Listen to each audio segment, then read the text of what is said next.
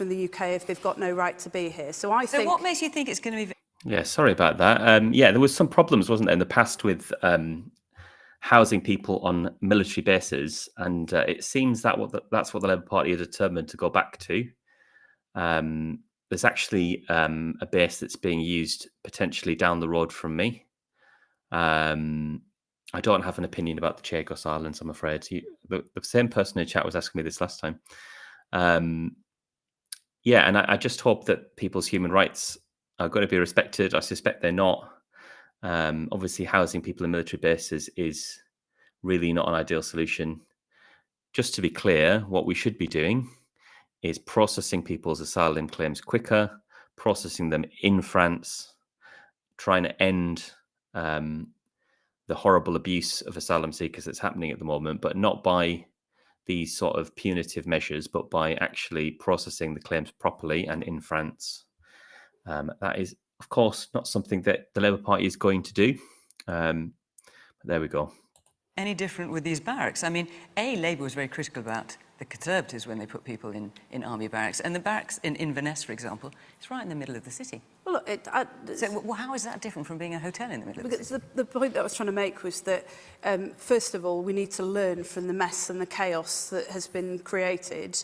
And the biggest lesson of all to take from that is, why did we have an explosion in the number of asylum hotels in the country? Why did we have all this strife and division in communities? It's because the last government effectively gave up on processing asylum claims. So it's also because we have a media environment in this country that is viciously right-wing in terms of the print media, that gets taken up by the broadcast media, and we have a Labour Party whose role it is to push back against these narratives, who've totally abandoned the territory.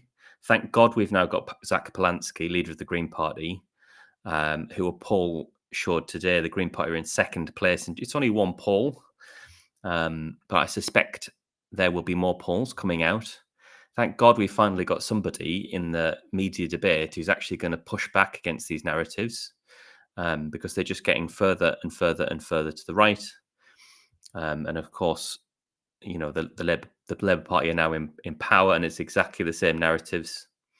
So you've got people languishing for years who could contribute to our country, and you've got all this chaos going on in communities. The single biggest thing that we've done that will make a difference to that is to process asylum claims again. We've doubled the rate at which those decisions are being made, and to bring some coherence to that system, where we were spending millions of pounds a day on asylum hotels at the height of the last government. But you're going to be spending millions of pounds on these barracks? No, instead you utilise government buildings, you make sure that you can house people decently and treat people with decency, because we're a warm, decent country.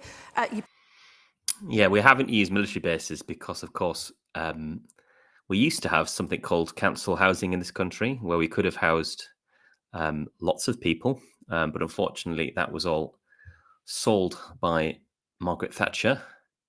The Thatcher years, of course, was a one-shot trick, a bonfire of sales of public assets. And the real reason why the state is not functioning in this area is because we don't have anywhere to house anybody, never mind people who are coming over here fleeing war and persecution. We, of course, welcomed Ukrainian refugees into this country, as we should have, and people from Hong Kong as well. And we should be treating all refugees exactly the same, irrespective of how they get here or where they're from. Process those claims quickly, and then those people who can stay and contribute get the chance to do so, and those people who can't are returned. It seems to me we just need to bring a bit of common sense back to what has been one hell of a mess over the last 15 years. Matt. And it's worth saying 2/3 of people who come on small boats have their asylum claims accepted. So they are genuine asylum seekers. You do have the right to claim asylum in any country. So, you know, we should be treating these people with decency and respect.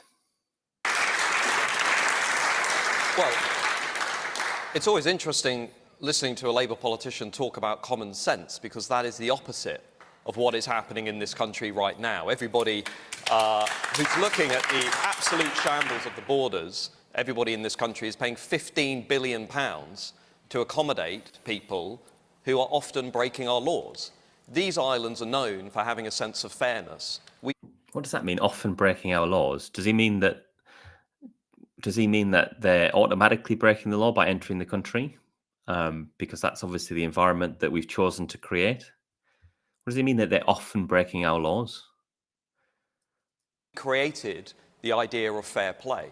That is not what is happening in this country. We have governments, both Tory and Labour, which are incentivising people to break our laws, enter our country illegally, and, to be frank... What greater disincentive could there be to get on a small boat than the horrifically risky crossing that is involved? So if you think about what you'd be facing if you're an asylum seeker at the moment, getting on one of these small boats, you'd be facing icy cold seas. You'd be facing treacherous conditions. People die trying to get into this country. So to say that people are incentivized to do it is absolutely monstrous rhetoric from Matt Goodwin, obviously. Putting women, children, our people at risk. That's what we've seen for much of the last week. From Walsall, Rhiannon White, the young mother stabbed in the head 20 times by an illegal migrant from Sudan. That's what we've seen in places like Uxbridge. That's what we've seen in places like Bournemouth. This is a complete shambles. We need to put the British people first, take control of our borders, leave the European Convention on Human Rights, repeal Tony Blair's Human Rights Act, and detain and deport anybody who arrives illegally. Man here at the front. I mean, people are clapping that, right? But obviously, if we leave the European Convention on Human Rights, then that is not going to just affect this debate. It's going to affect all of our rights. So we've got a lot of people, for example, myself amongst them, who was arrested for holding up a sign. Part of my defence will be, when it gets to court, because they are charging people, unfortunately, is that I have a right to freedom of speech and expression. Of course, that will go if we leave the European Convention on Human Rights. In a grey shirt. So the government clearly needs to get a better handle on illegal migration, but people who've arrived in small boats so far this year is 37,000. There are over 4 million kids in child poverty in the UK, and there are 4.5 million people who can't get a dentist appointment. We spend 90% of the political capital and discourse and media focus discussing 37,000 people. How much more could we achieve if we put that effort into 4.5 million? Man here in the check shirt. By far right, does the lady, I don't mean to attack you or anything, No, do you mean the general Lisa. public? That's my main concern. Because you are labelling ordinary old ladies, old gentlemen, everybody as far right. It's trying to villainise people who are, quite frankly, terrified. Yeah. You've got hotels, all-you-can-eat buffets. It does not matter, I'm not attacking. Everybody deserves a roof and to eat. And that is a British citizen, that's as a Yorkshire bloke, Yeah. we look after each other. Yeah. As neighbours, everything. And we do. We've welcomed everybody into this country, and it's made Britain great. But when you are... Right, so Britain takes a smaller proportion of refugees than almost any other European country, and we need to house them somewhere. You know, they're hardly in the lap of luxury. You know, what is the alternative? There are alternatives that we could use. When Ukrainian refugees came to this country, which again is what we should do because we owe people that as a decent country, we had a program where people volunteered to let out their spare rooms. Why can't we do something similar here? Why can't we actually show compassion towards people? Organising these words by saying that we are far right and things, and coming from Labour, I grew up very much Labour, and I'm struggling to support Labour anymore. All right, well, let's let her answer. I'm going off Lisa, subject do you want to... now. No, you're not at all. And you make an important point because there's an important distinction here. By far right, people protesting about those asylum hotels. You know who I meant? I meant the people who travelled to our town with swastika banners and stood outside the hotels, creating such havoc that in the end, the only threat that the police assessed that there was in the town was the threat from those people to the hotel staff and the asylum seekers. That's what I meant. I don't mean people who live in my town, including me. I bring my family up there. This is my town. This is my family, my friends, my community, who were absolutely incensed by the chaos that we were seeing around us and the fact that the company who placed those asylum seekers in the hotel did so with no regard to their safety and no respect for the community that they were placing them in either. I think that's disgraceful. That's why we're taking action to close those hotels and find a much more suitable solution. I mean, there are people in Inverness saying Labour's not giving them any respect either because they don't want people in those barracks, but I'm just pointing that out. Yes, Faiza. Yeah, I mean, I just want to, I guess, there's no doubt that there is absolute chaos in what our asylum system looks like right now. I mean, whether you look at how slow it's been to process the applications or where people are living and what's happened in some of those communities. But I really want to pull you up, Matt, on this point about saying they're often breaking laws. There are, of course, some people that are doing things that are deplorable and wrong and they need to be deported and put in jail and the rest of it. But those are the minority. And I really want to highlight this because I, at Christmas, was invited by this refugee charity local to me in East London and was asked to judge a competition that children were doing. And honestly, these families, some of them had come through irregular routes. They want the same things as us. They want the same things as us. They want their kids to do well in school. They're coming from places like Iraq and Afghanistan, which most of us here have memories long enough to understand that we have a role and why those countries are in a bad way. From Sudan, where there's absolute atrocious things happening on the ground and we don't talk enough about. And UAE is one of the countries involved there, and we sell... Yeah, it's absolutely right to highlight Britain's role in all of this. British foreign policy obviously has consequences. A nice example of this, unfortunately, is what is happening in Gaza. That will create, it is already creating, a huge refugee crisis, and some of those people will come to the UK. If our response to that, having been part of selling weapons to the Israeli state, is going to be to pull up the drawbridge when they legitimately want to seek asylum from war and persecution, it's just not a policy that we should be getting behind, in my view.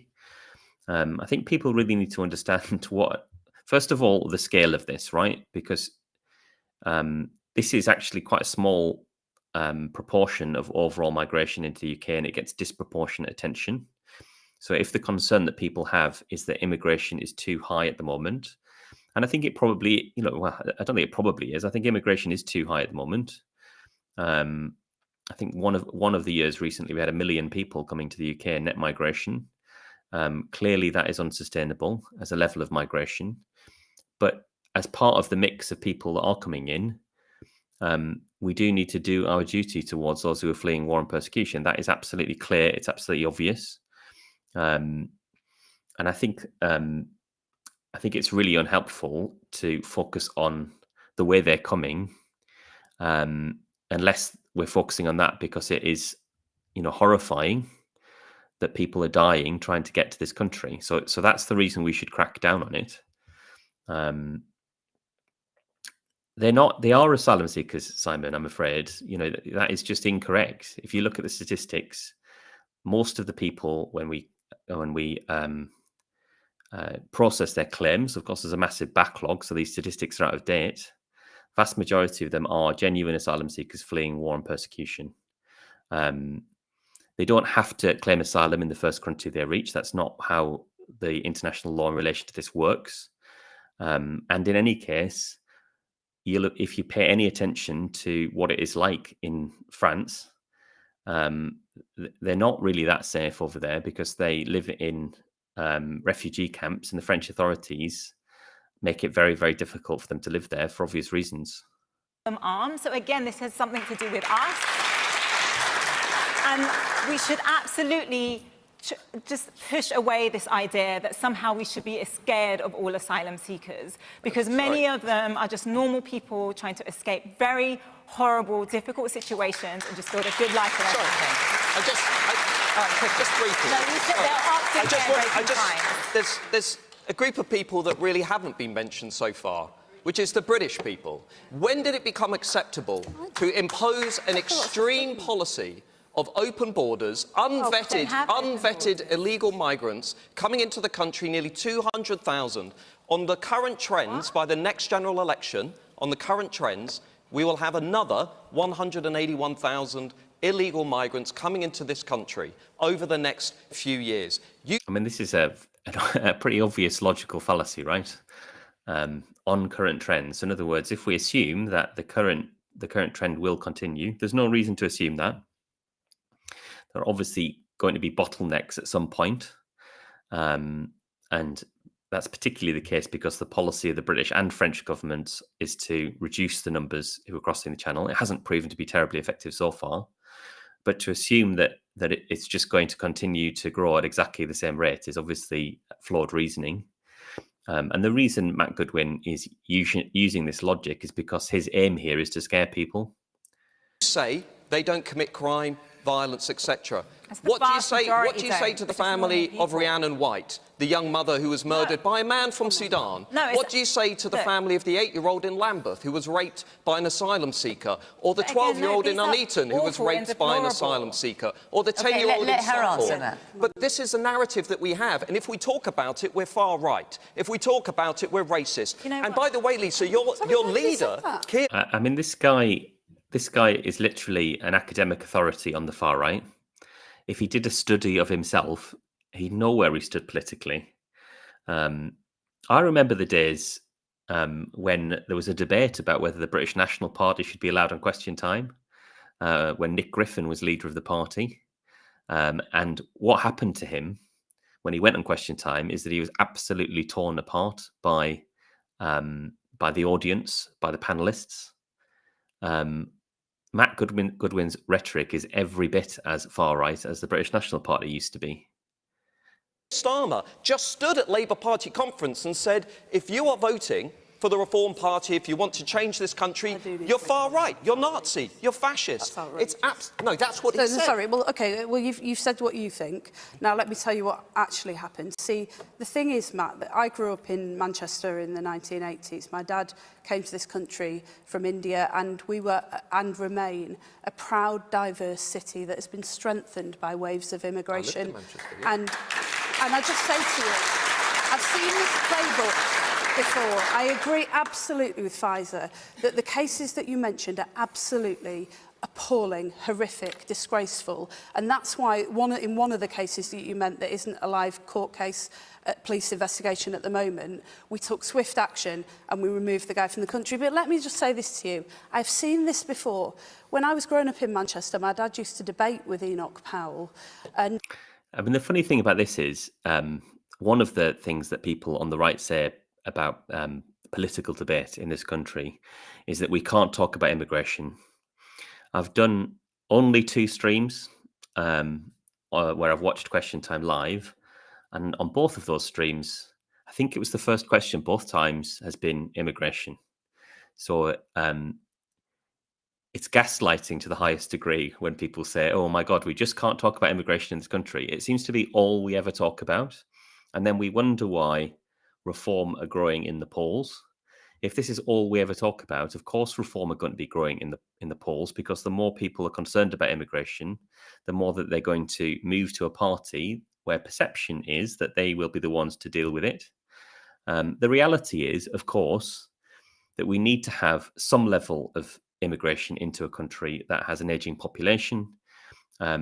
We have an obligation towards asylum seekers and refugees. We need to take our fair share of those. And most people in this country what they want to have actually is a sensible debate about immigration, where we talk about what kinds of immigration we need and where that is actually implemented by the government. The difficulty has been with this debate that we've had Conservative governments, and those Conservative governments have said in their election manifestos, this is David Cameron's rhetoric, will get immigration down to tens of thousands. And instead of actually doing that and implementing it, there was a disconnect, a huge disconnect, where immigration did become very, very, very high, and it did reach unprecedented levels. All of that is true. And of course, that is going to anger people, because I think people are fed up of voting for parties that say one thing in their election manifestos and then do another thing. So I think it's understandable that people feel frustrated. However, the people, there's some people in the chat who are clearly very excited about reform, and that's fine. But if you are an ordinary working class person in this country and you're expecting that the Reform Party would do anything about your needs, then, I've got a bridge to sell you. Nigel Farage was a young Thatcherite. He joined the Conservative Party aged 14.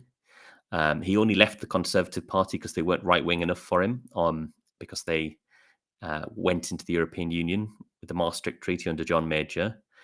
And really, he's a figure on the right of the Conservative Party. He's a Thatcherite. He's a hardcore Thatcherite.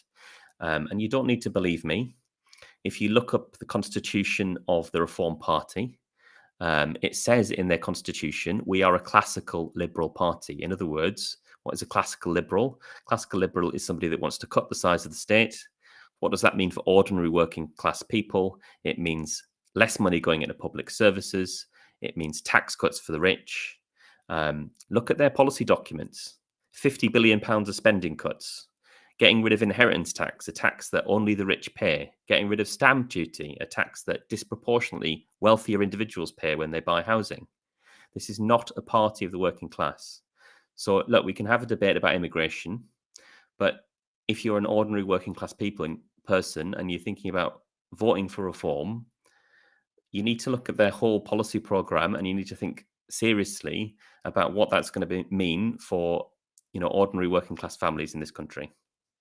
We heard the way in which people tried to tar every single person who didn't look like them or sound like them or come from the same place with them as somehow a threat. What you're doing is trying to create fear and distrust and division, because that's the only way that you and your friends can thrive. You have no answers to the very... Yeah, and this is the other problem with a reform government, and is that part of the job of a prime minister is to bring the country together.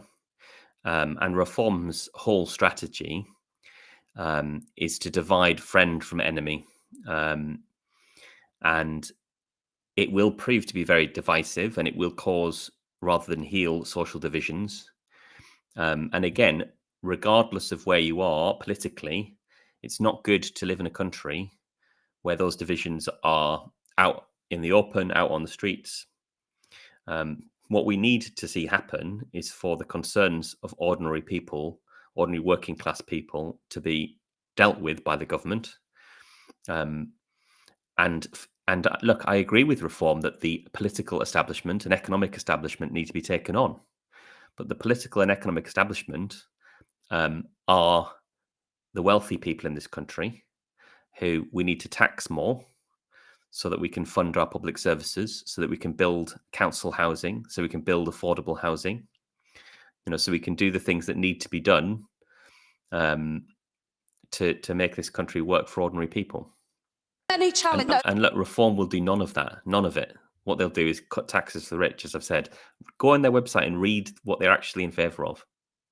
Sorry, I'm not just going to sit here and be compared to Enoch Powell. Let me finish Matt, wait one second. Both of you, just wait 1 second. Why doesn't he want to be compared to Enoch Powell? I mean, surely for someone like Matt Goodwin, Enoch Powell is a political hero. Enoch Powell's rhetoric and Matt Goodwin's rhetoric are almost exactly the same. If you talk at the same time, no one can hear anything. Plus, I want to make sure other people speak as well. So very briefly, I appreciate the passion you're speaking with. Finish your point, and then very briefly, Matt, respond. It's the only playbook you've got, because you've got no real answers to the challenges this country faces, including that list you just read out. The question would be, how are you going to do any of those things? You don't know, you've never answered the question, and so you create fear and distrust and chaos, because that is the only way that you can gain support.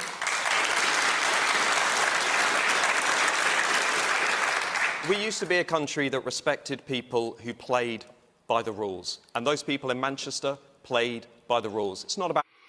It's really lovely rhetoric there, right? So finding something that most people believe in this country, playing by the rules, the principle of fair play, and then using that to pivot towards a point that obviously is going to be very, very far from what most people would agree with.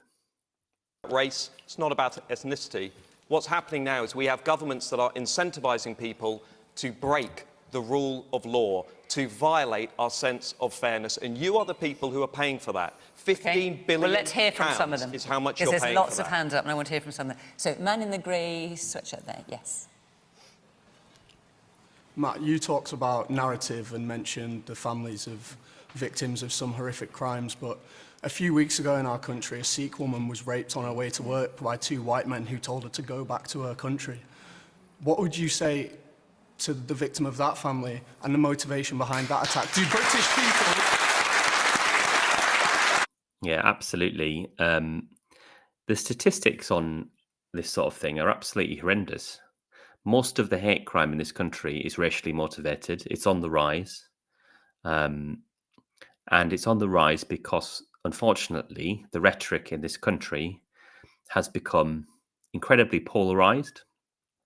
I don't think that's necessary, actually. I think we need to be open to having conversations with each other about politics that aren't divisive, that aren't abusive, aren't full of ad hominem attacks. I don't think it's healthy to sort of gloat about, what might happen if and when Reform become the government. And I think whilst, I'm always going to acknowledge people's concerns and why people might vote Reform, I hope people will also have enough respect for people on the other side of the debate to acknowledge that it's quite a frightening time in this country if you're a minority. And if you're thinking about, the possibility that Nigel Farage might become Prime Minister. Do white British people not also commit these violent crimes? Absolutely. And is your narrative not that these crimes are only committed by asylum seekers and refugees? Okay. I'm interested in evidence. The freedom of information requests that have been submitted, because the government won't give you this data. Okay, you're not actually answering his question, Matt. I You're am, saying, Fiona. what would you say they to the accuse you family of of that woman? misinformation, but they won't give you the information about what's going on in the country. Okay. The freedom of information No, requests show... Matt, you're not answering his question. I am. If you Could let you me just speak, repeat your Fiona, question so that Matt the can freedom answer of information requests show...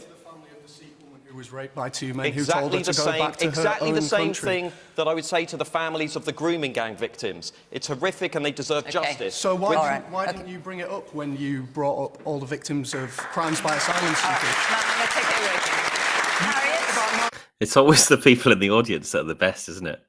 And that is your narrative. I hear your point. Harriet, you've been sitting here very quietly.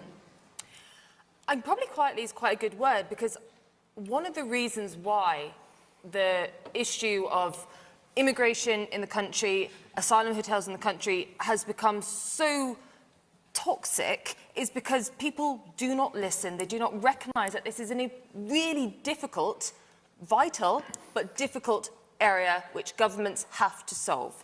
But because there is so much heat in the argument, because there's so much point scoring in the argument, It's really not that difficult. If you don't want people coming into the country illegally, then you've got to provide safe and legal routes. And that's the only thing, the only option that no government has tried yet. The Labour Party haven't tried it. The Conservative Party haven't tried it. Why don't we do it? Why don't we open up safe and legal routes so that people don't have to get trafficked by horrendous people smuggling gangs, get onto these small boats, which are incredibly dangerous, and end up losing their lives crossing the English Channel. difficult for anyone to get out of the position that they've got themselves into. Yes. And do you think the Conservatives are not point scoring on this argument at the moment? I think that we have actually, in the last 14 months, we have looked at what we did, look at what can be done, and come up with better solutions as to what can be done in the future. And yes, okay, i.e. they were bad solutions while you were in power? No, not necessarily. I don't think that at all. We were dealing. Just imagine the debate we could be having as well. I mean, this is what's so frustrating, I think, for me about this whole debate. It's clearly it's clearly a political issue. It's clearly an important political issue that people are forced to cross the English Channel in horrible conditions to seek asylum in large numbers, very dangerous for them. But it's not the biggest issue that the country faces. It just isn't. We could be, the prime spot on Question Time could be devoted to a question on housing, could be devoted to the inequality crisis in this country. It could be devoted to the National Health Service and how to fix some of those problems, or the tax system. There's all sorts of things we could be talking about. And instead, this issue that apparently we never talk about because we're not allowed to talk about immigration in this country is all we bloody talk about. The situation that was evolving, we were dealing with a situation where, for example, we suggested using barracks. Labour didn't support that. They do now because they've realised the reality of being in government. Reform will realise the reality if they were to come to government as well. But this is much harder than just a headline, much harder than just trying to set a solution that will get a bit of reaction from the public. And we cannot do this by point scoring. We cannot do this by pitching one against the other, because it has to be a solution where communities feel like they're being listened to, the British public feel like they're being listened to, that healthcare and services which are there to support the British public but are also going to be used by those using the migrant hotels are being used and actually able to support those who need them, with British people at the front of the queue, because that's what is needed too. And do you think that the Conservative government shares any of the responsibility for the fact that we are in the situation we're in now? Yeah, I mean, they should. It's all their fault. They sold off all the council housing. They sold it off. We wouldn't have a queue to house people if we had some council housing capacity that was spare. This is the real problem. The real problem isn't a totally impoverished state that was sold off during the Thatcher period, not corrected during the Blair period. Then we had fresh austerity under Cameron. The real underlying issues are all tied up with neoliberalism. And this whole debate is just a distraction from that. And it's maddeningly frustrating that the solution is to elect another neoliberal.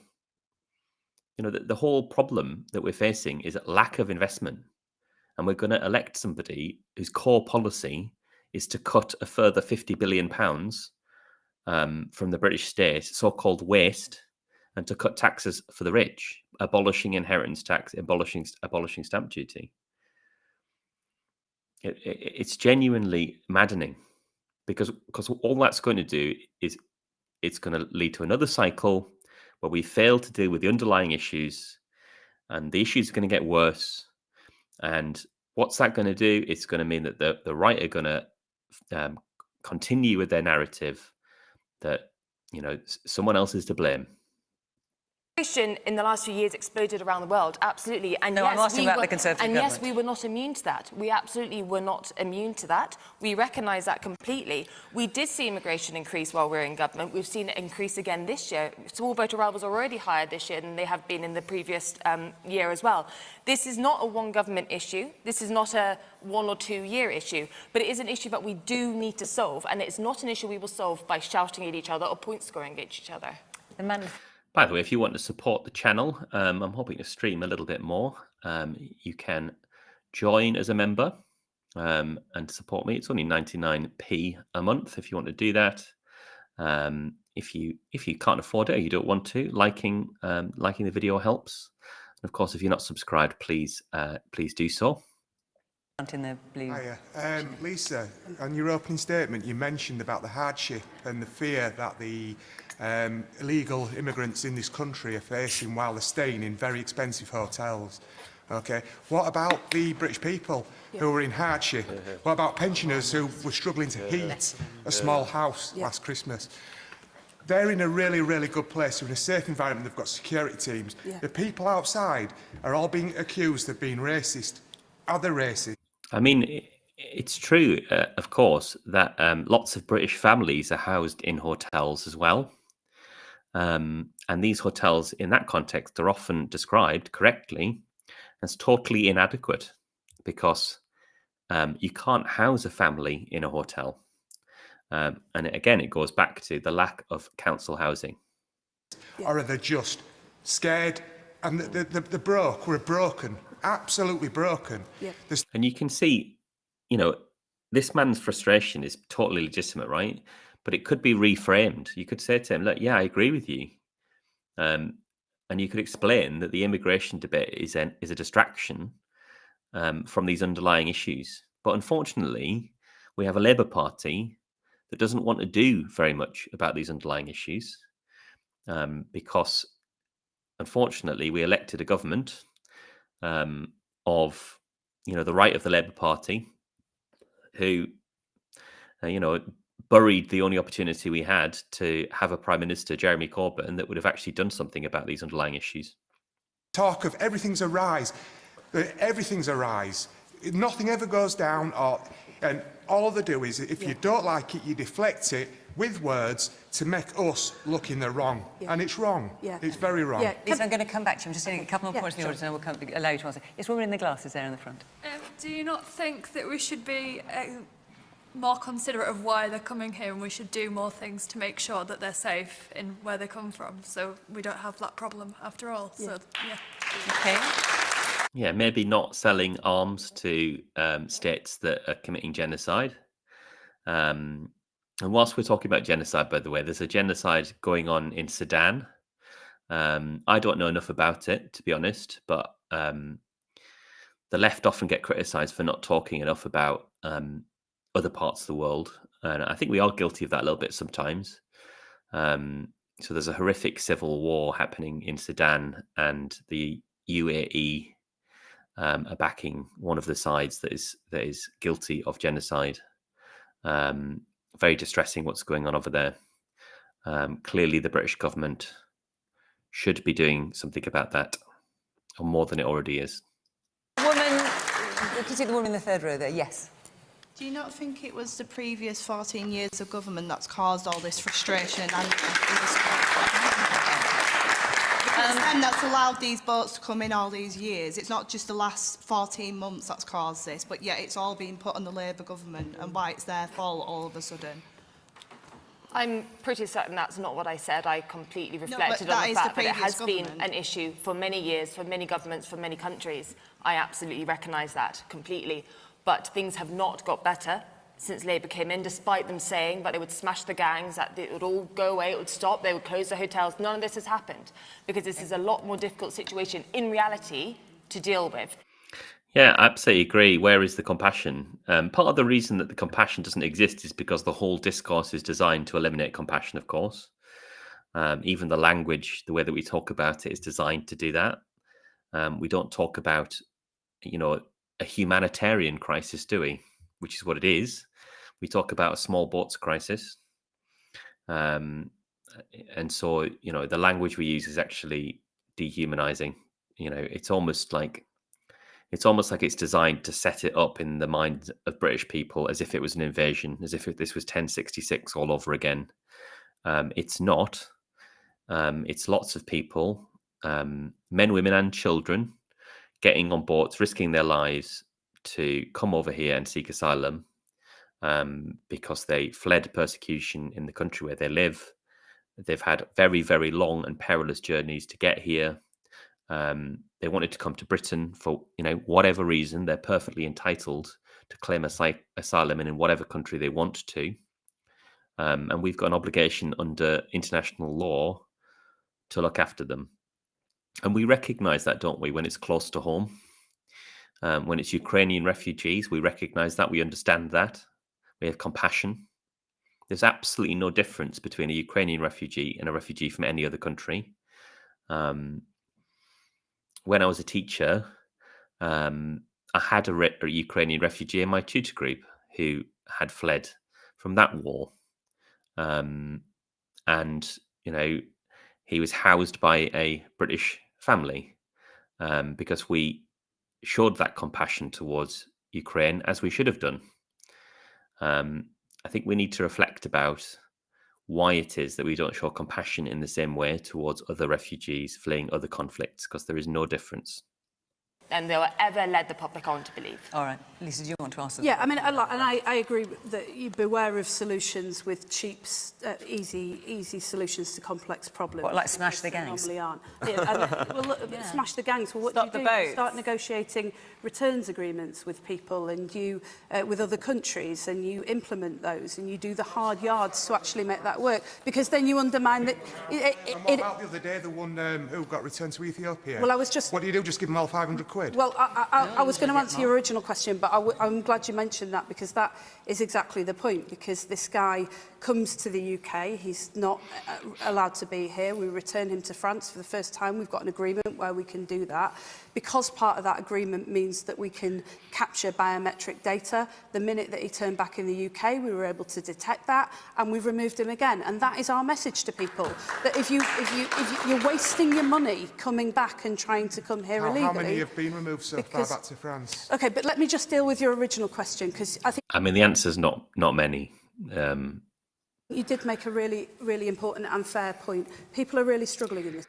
Because this is the thing, right? It's costly either way you deal with it. You know, so if we get a reform government, I almost want to say when we get a reform government, because I'm so pessimistic about this whole thing.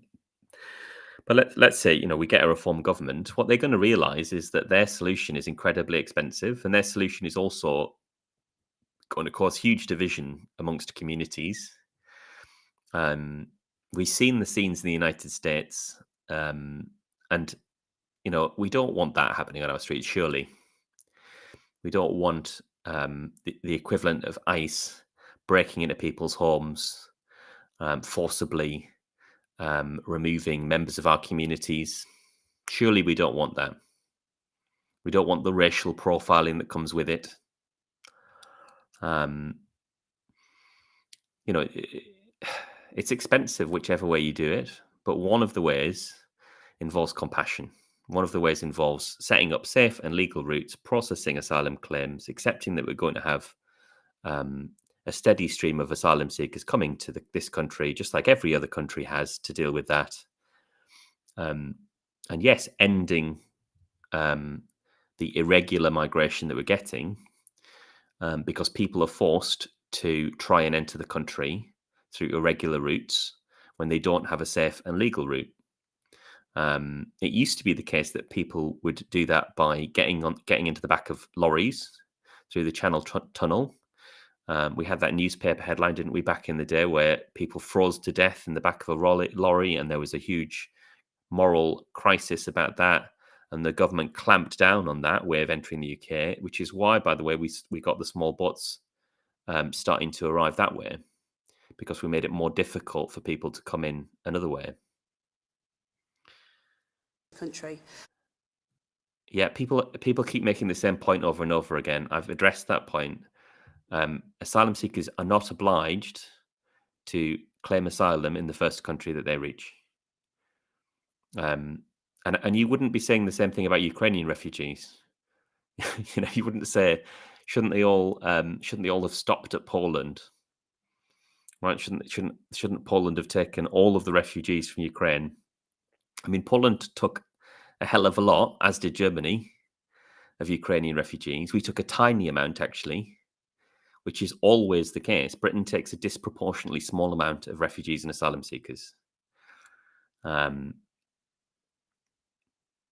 obviously, you know, the obvious solution here is that we agree as European countries, and this is how it used to be when we were members of the European Union, to take our fair share. That's what should happen.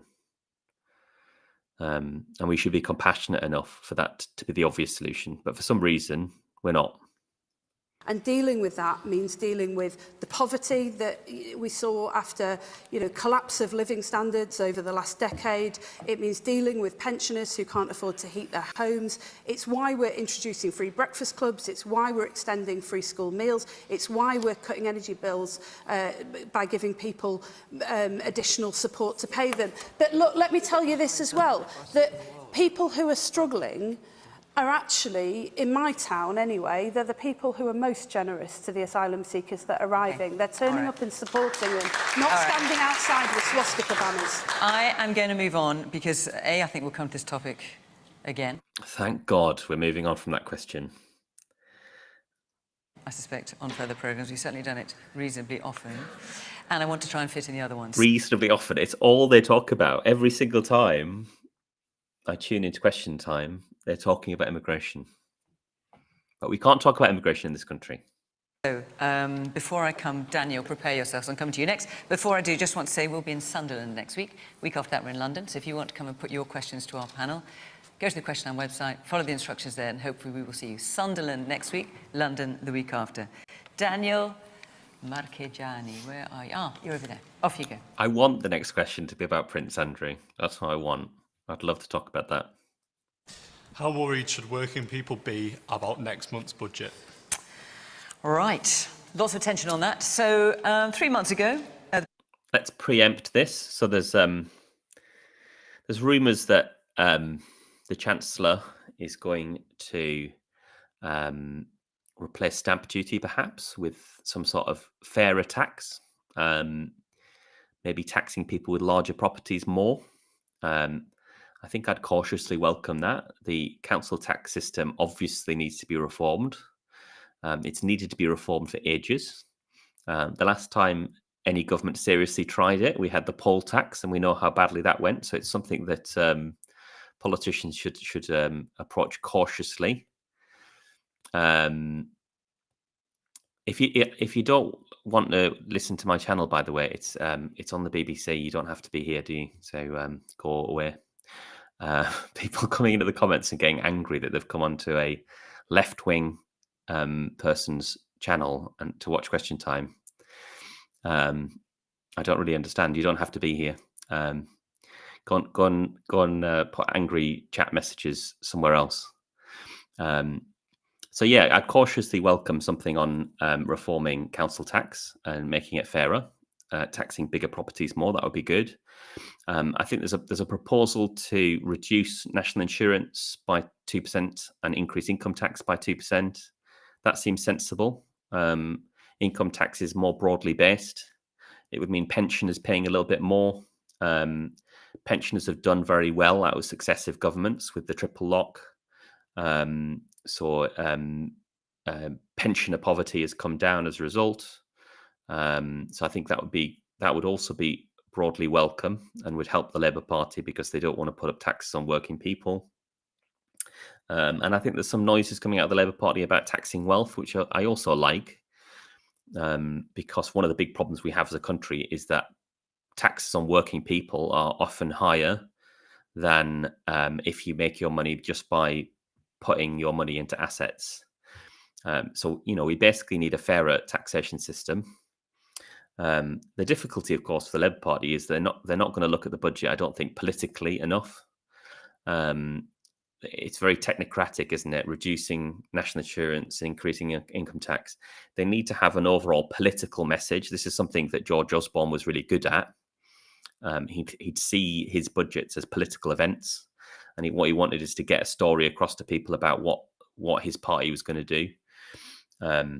So I think, what Labour need to do is they need to think about who they're for, what they're about, and produce a budget that's not just a technocratic budget to fill a so-called fiscal black hole, because that's all nonsense, by the way.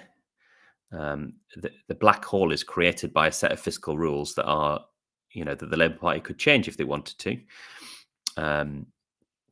But there we go. We've got this so-called black hole that they feel they need to fill. So I think they need. There's various things they need to do. Another thing that I'd encourage them to do is to put up corporation tax and to scrap the employers' national insurance, because it's clearly made unemployment worse. Much better to tax profits of corporations after they've made those profits, rather than putting a tax on work, which is what increasing the employer's national insurance has done. But we don't know what the budget has in store for us. I hope that the Chancellor is going to tax wealth. Those people in the chat who are saying vote Reform UK, why? I'm genuinely interested. All I ever get from people who come into the chat is like is like this: a British flag and Vote Reform UK. If you want to try and persuade people to do that, then put an argument in the chat. Prime Minister ruled out raising income tax, VAT or national insurance as part of their manifesto pledge. Yesterday, he was challenged on that, and he wouldn't rule out raising any of those. How worried should working people be, Harriet? Very worried. Very, very worried. And with absolute reason. As Fiona just said, yesterday was the absolute evidence that we needed, but this is coming down the line. There will be tax rises in November. That is clear as day. It's been clear for a long time. I mean, last year's budget was a year ago today. This is the one-year anniversary of last year's budget, where the government raised £40 billion in taxes, £40 billion of more taxes on people, on businesses across the country.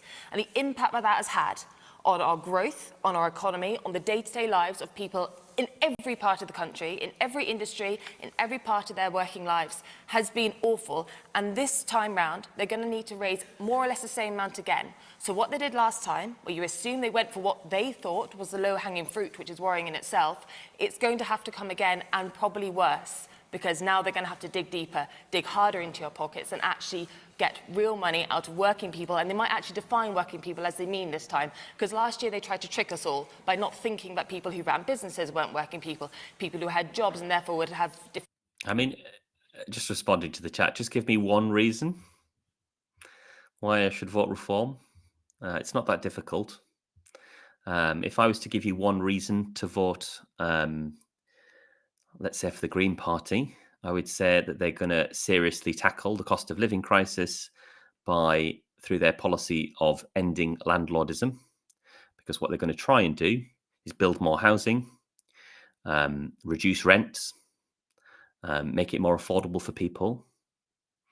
The average rent in London at the moment is something like £2,800.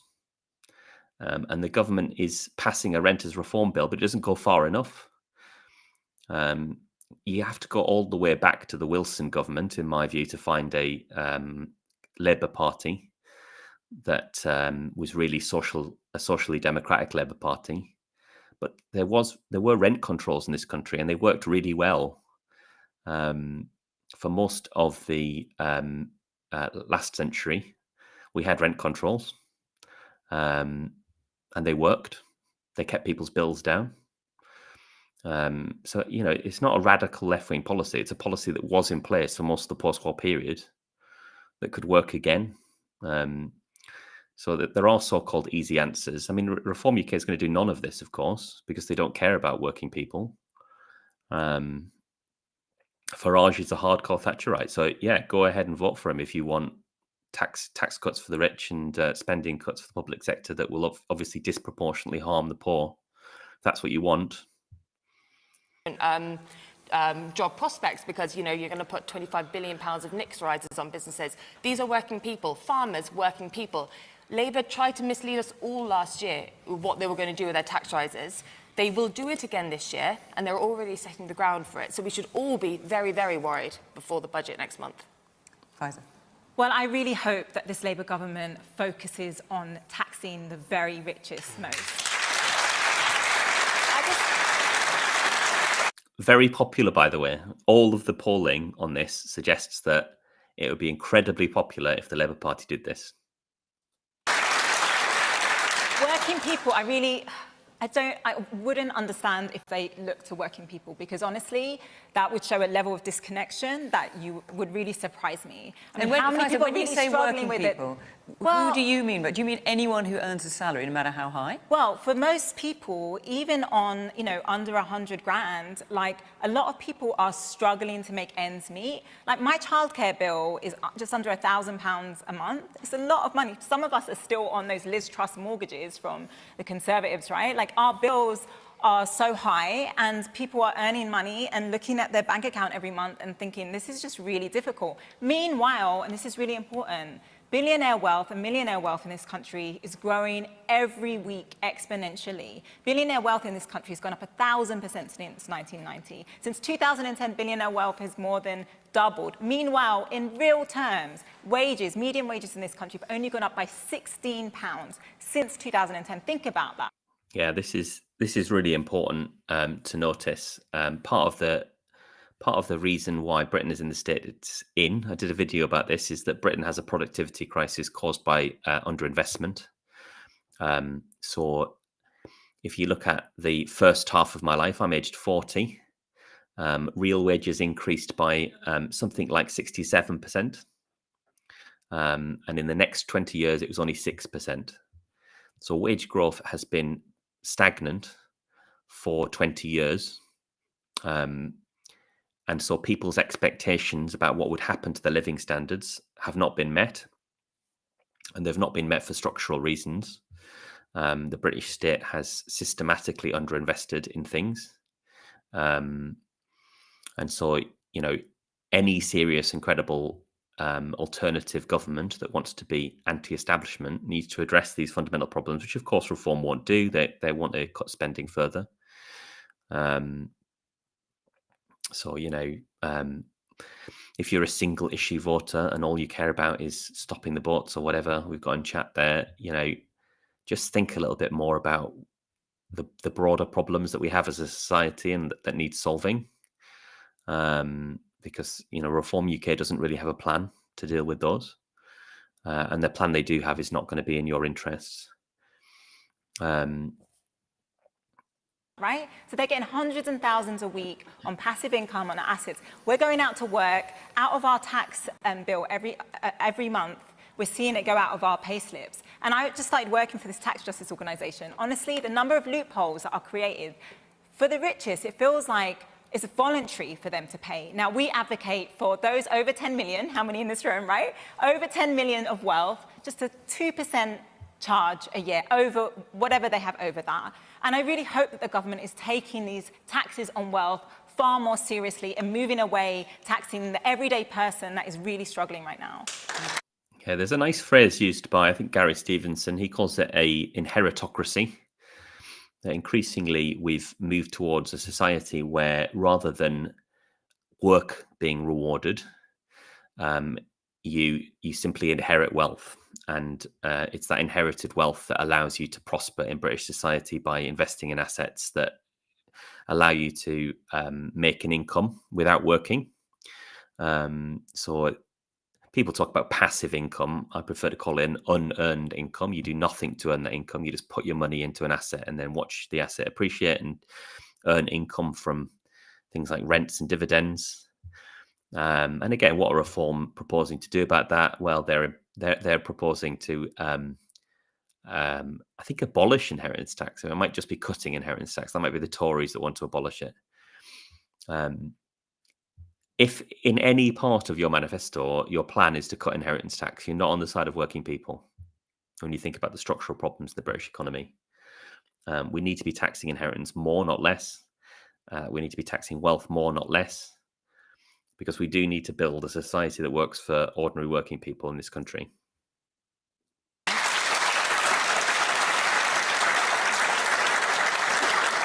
Man in the check shirt with the glasses there, yes.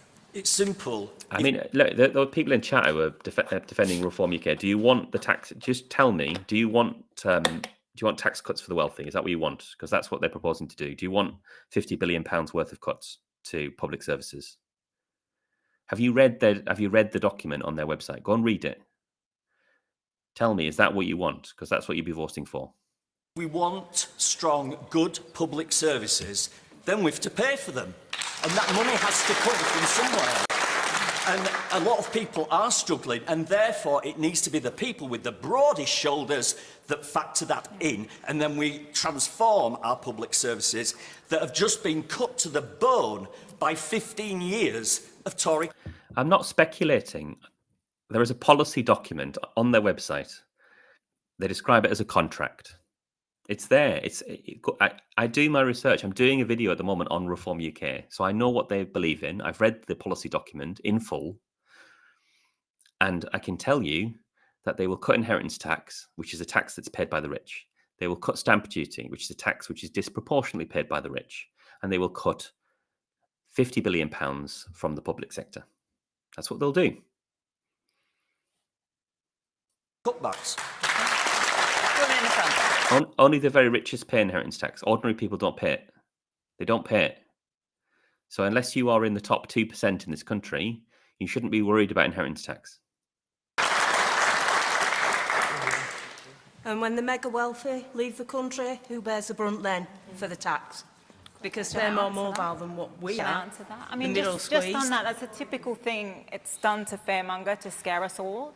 Actually, they polled the very richest, and 85% of millionaires themselves said actually we should be taxed more. How many and when you look millionaires at have the we got in this when you country? look at the data, of when they say people are leaving, actually a new report that was come out, they found that those numbers were fraudulent, that those numbers were made up, that most people have their roots in this country. They send their kids to a particular school. They don't want to leave like that. That evidence is just not there to support that argument. And what I would say, for those people that are looking to leave, one, pay your taxes on the way out. We need a new exit tax. And secondly, be patriotic. We talk about caring about being British in this country, care about this country getting better. It's only going to get better if we do something about wealth inequality, if we do something about raising more funds to improve our public services.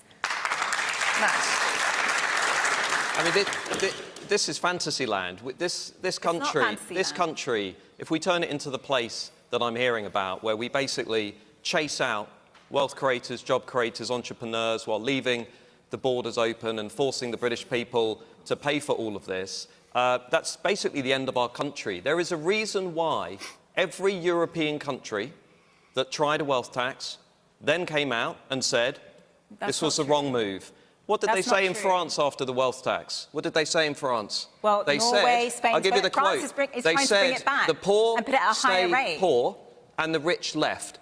Wealth taxes have... Okay, so they're talking about a very specific form of wealth tax here. All of those taxes raise billions, by the way. So to say it doesn't work is just wrong. Some of them raise small amounts of money. When they do raise small amounts of money, that's because they are narrowly focused on certain types of wealth. So, for example, you could choose to have a wealth tax that excludes pension wealth, which is where most of the wealth is in this country. So if you did that and you narrowly focused it, of course, it wouldn't generate a lot of income because you'd be excluding a massive category of wealth from it. And you shouldn't do that, by the way. So if you've got over £10 million of assets, then you can afford for those assets to be taxed at 2% a year. Which is what is being proposed. But of course, there's a broader conversation to be had here. So part of what you need to do is have an annual wealth tax, but you also need to tax income from wealth. So you need to increase capital gains tax, to tax income from wealth, to make the tax system fairer. And it's really straightforward why you need to do that. And I don't really understand why the 99% have an interest in taxes on work being as low as possible and taxes on unearned income being as high as possible. There shouldn't really be a political debate about it, so I don't really understand why there is, because the 99% don't benefit from a system that rewards people for earning unearned income.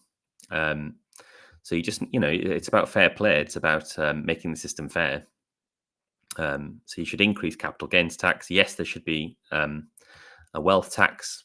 I think the debate about how effective it would be is largely a distraction, as is the stuff about people leaving the country. In fact, some of the data that's come out, it's based on LinkedIn profiles. It's very poor quality research. Obviously, some wealthy people would leave. They're entitled to do that. There are things you can do, by the way, to tax them as they leave. You could have an exit tax, for example.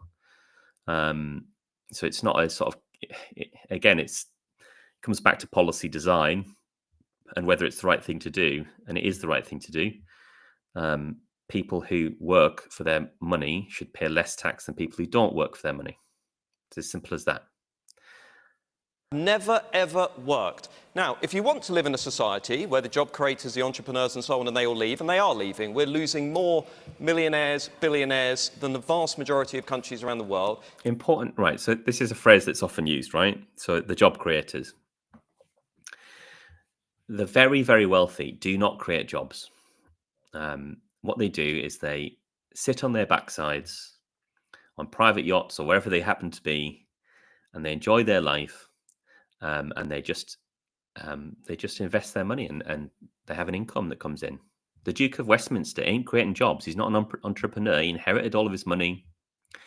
He does as much as he can to avoid paying tax. And we allow these people to be born idle, to contribute nothing to our society and our country. They don't work, never worked a day in their lives. And yet when people on benefits do that, we all get up in arms. You want to live in that kind of society where you have to... Well, don't leave the stream then. If you don't want to, you've come on a left-wing stream, right? So leave, go away, watch it somewhere else. I don't want, you don't have to be here. I don't want you to be here. So just leave.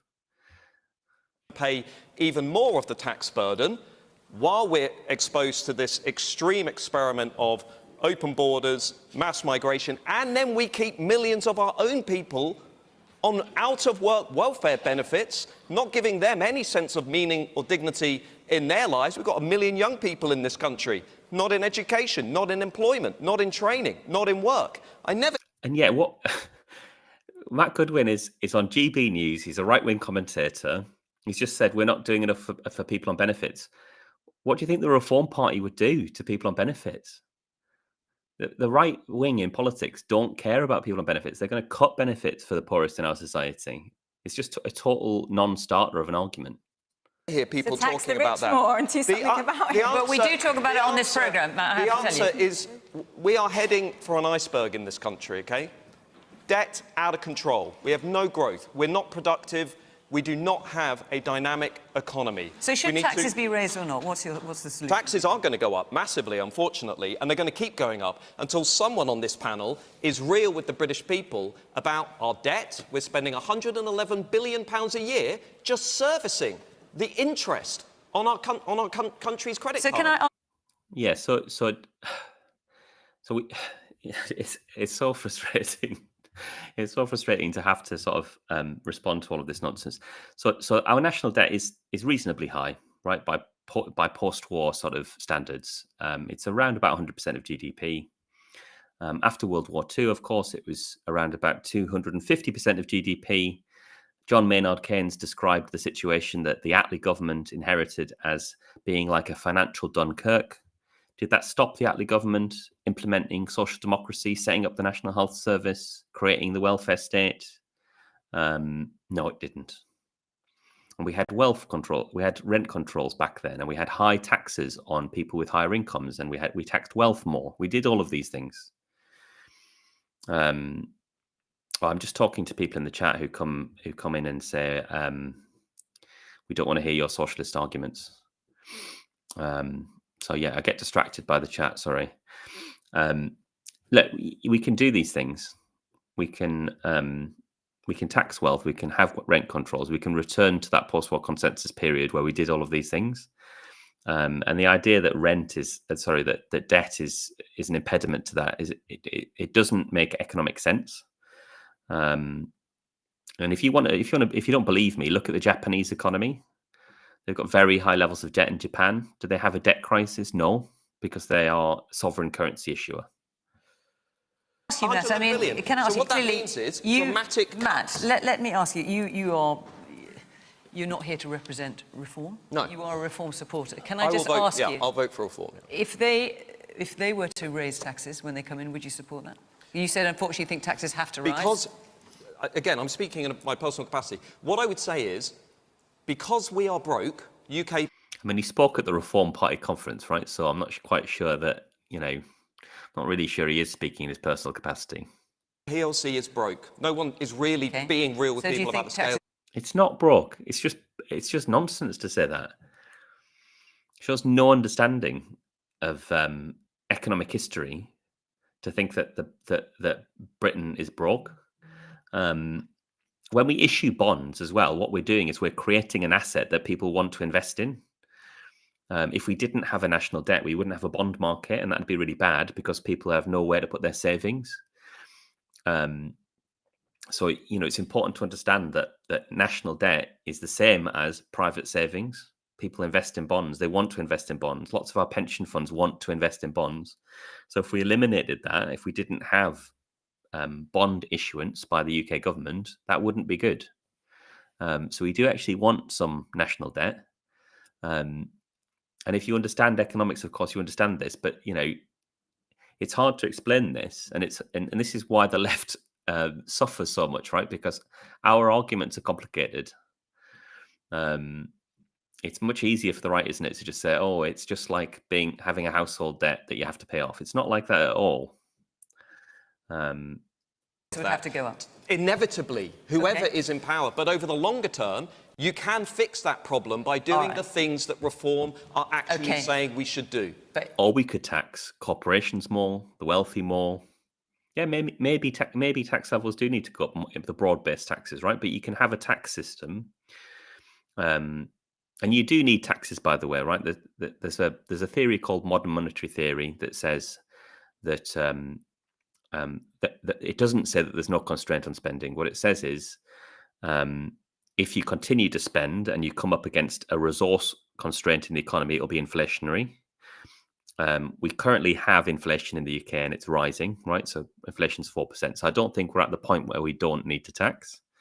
So even if you're an MMT advocate, we are going to need some level of taxation at the moment, because what MMT economists think is that taxation is used to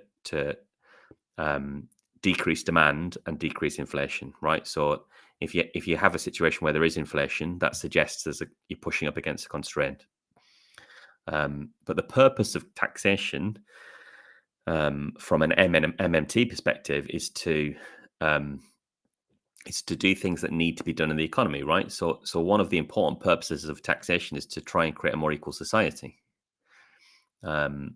And clearly, that's something that I believe in, because if you live in a society where the primary means of generating an income is to already have money and to invest that money in assets, then that's a society that's not rewarding work. Nonetheless, you think taxes would have to go up no matter who was in power. Okay. Reform I hear what you're welfare. saying. All right, there's a woman. Make cuts to public expenditure. There's a woman end mass immigration. Right, there we go. Like I've been saying on the stream, right? Punish poor people by cutting their benefits, massive tax cuts for the rich, cut public spending. That's what they're in favour of. They're Tories. That's what reform are. They're Tories. Most of the people that are in reform are former Tories, people like Andrea Jenkins. Nigel Farage is a Thatcherite. I mean, some people like that, right? Margaret Thatcher was incredibly popular when she was Prime Minister. Maybe that's what people want. But that's what you're going to be voting for. You're going to be voting for a party that doesn't give a flying stuff about the working class. In the middle with glasses, yes. Yes, just taking up the point about an exit tax. We are the only country in the G7, apart from Italy, that doesn't charge an exit tax. Why is it that places like America, Australia, all our peer countries charge an exit tax on those people who make their money in this country and then decide, like Staronsky, the CEO of Revolut Bank, who's decided to take his money to the UAE, he's not taxed on the money he's made, but a cleaner is taxed quite heavily on her minimum wage that she produces. It makes no sense at all. Okay. All right, thank you. Absolutely right. Absolutely right. Man there in the white top. We're talking about the billionaires who are leaving, and I'll shed a tear if I've got time for them. But what about the average worker, the teachers, the doctors, who are leaving because they're getting a better deal in other countries? Exactly. Yeah, I mean, the fundamental point here is you've got to understand the economy isn't made by billionaires, right? The billionaire class exists to exploit us for profit. The real economy is created by working people going to work every day and producing value. And actually having lots and lots of rich people in the economy just making money by sitting on their backsides and putting their money into stuff does not equal a productive economy. It actually equals an economy that is dysfunctional. And I would argue actually that part of our productivity crisis probably arises from the fact that we've created an economy where people make more money by sitting on a housing asset than they do at work. And that's true of me as well, actually. I am a homeowner. The only reason, by the way, I'm a homeowner is both of my parents died when I was in my 20s. So I inherited some money, not a great deal of money, but it allowed me to get a mortgage.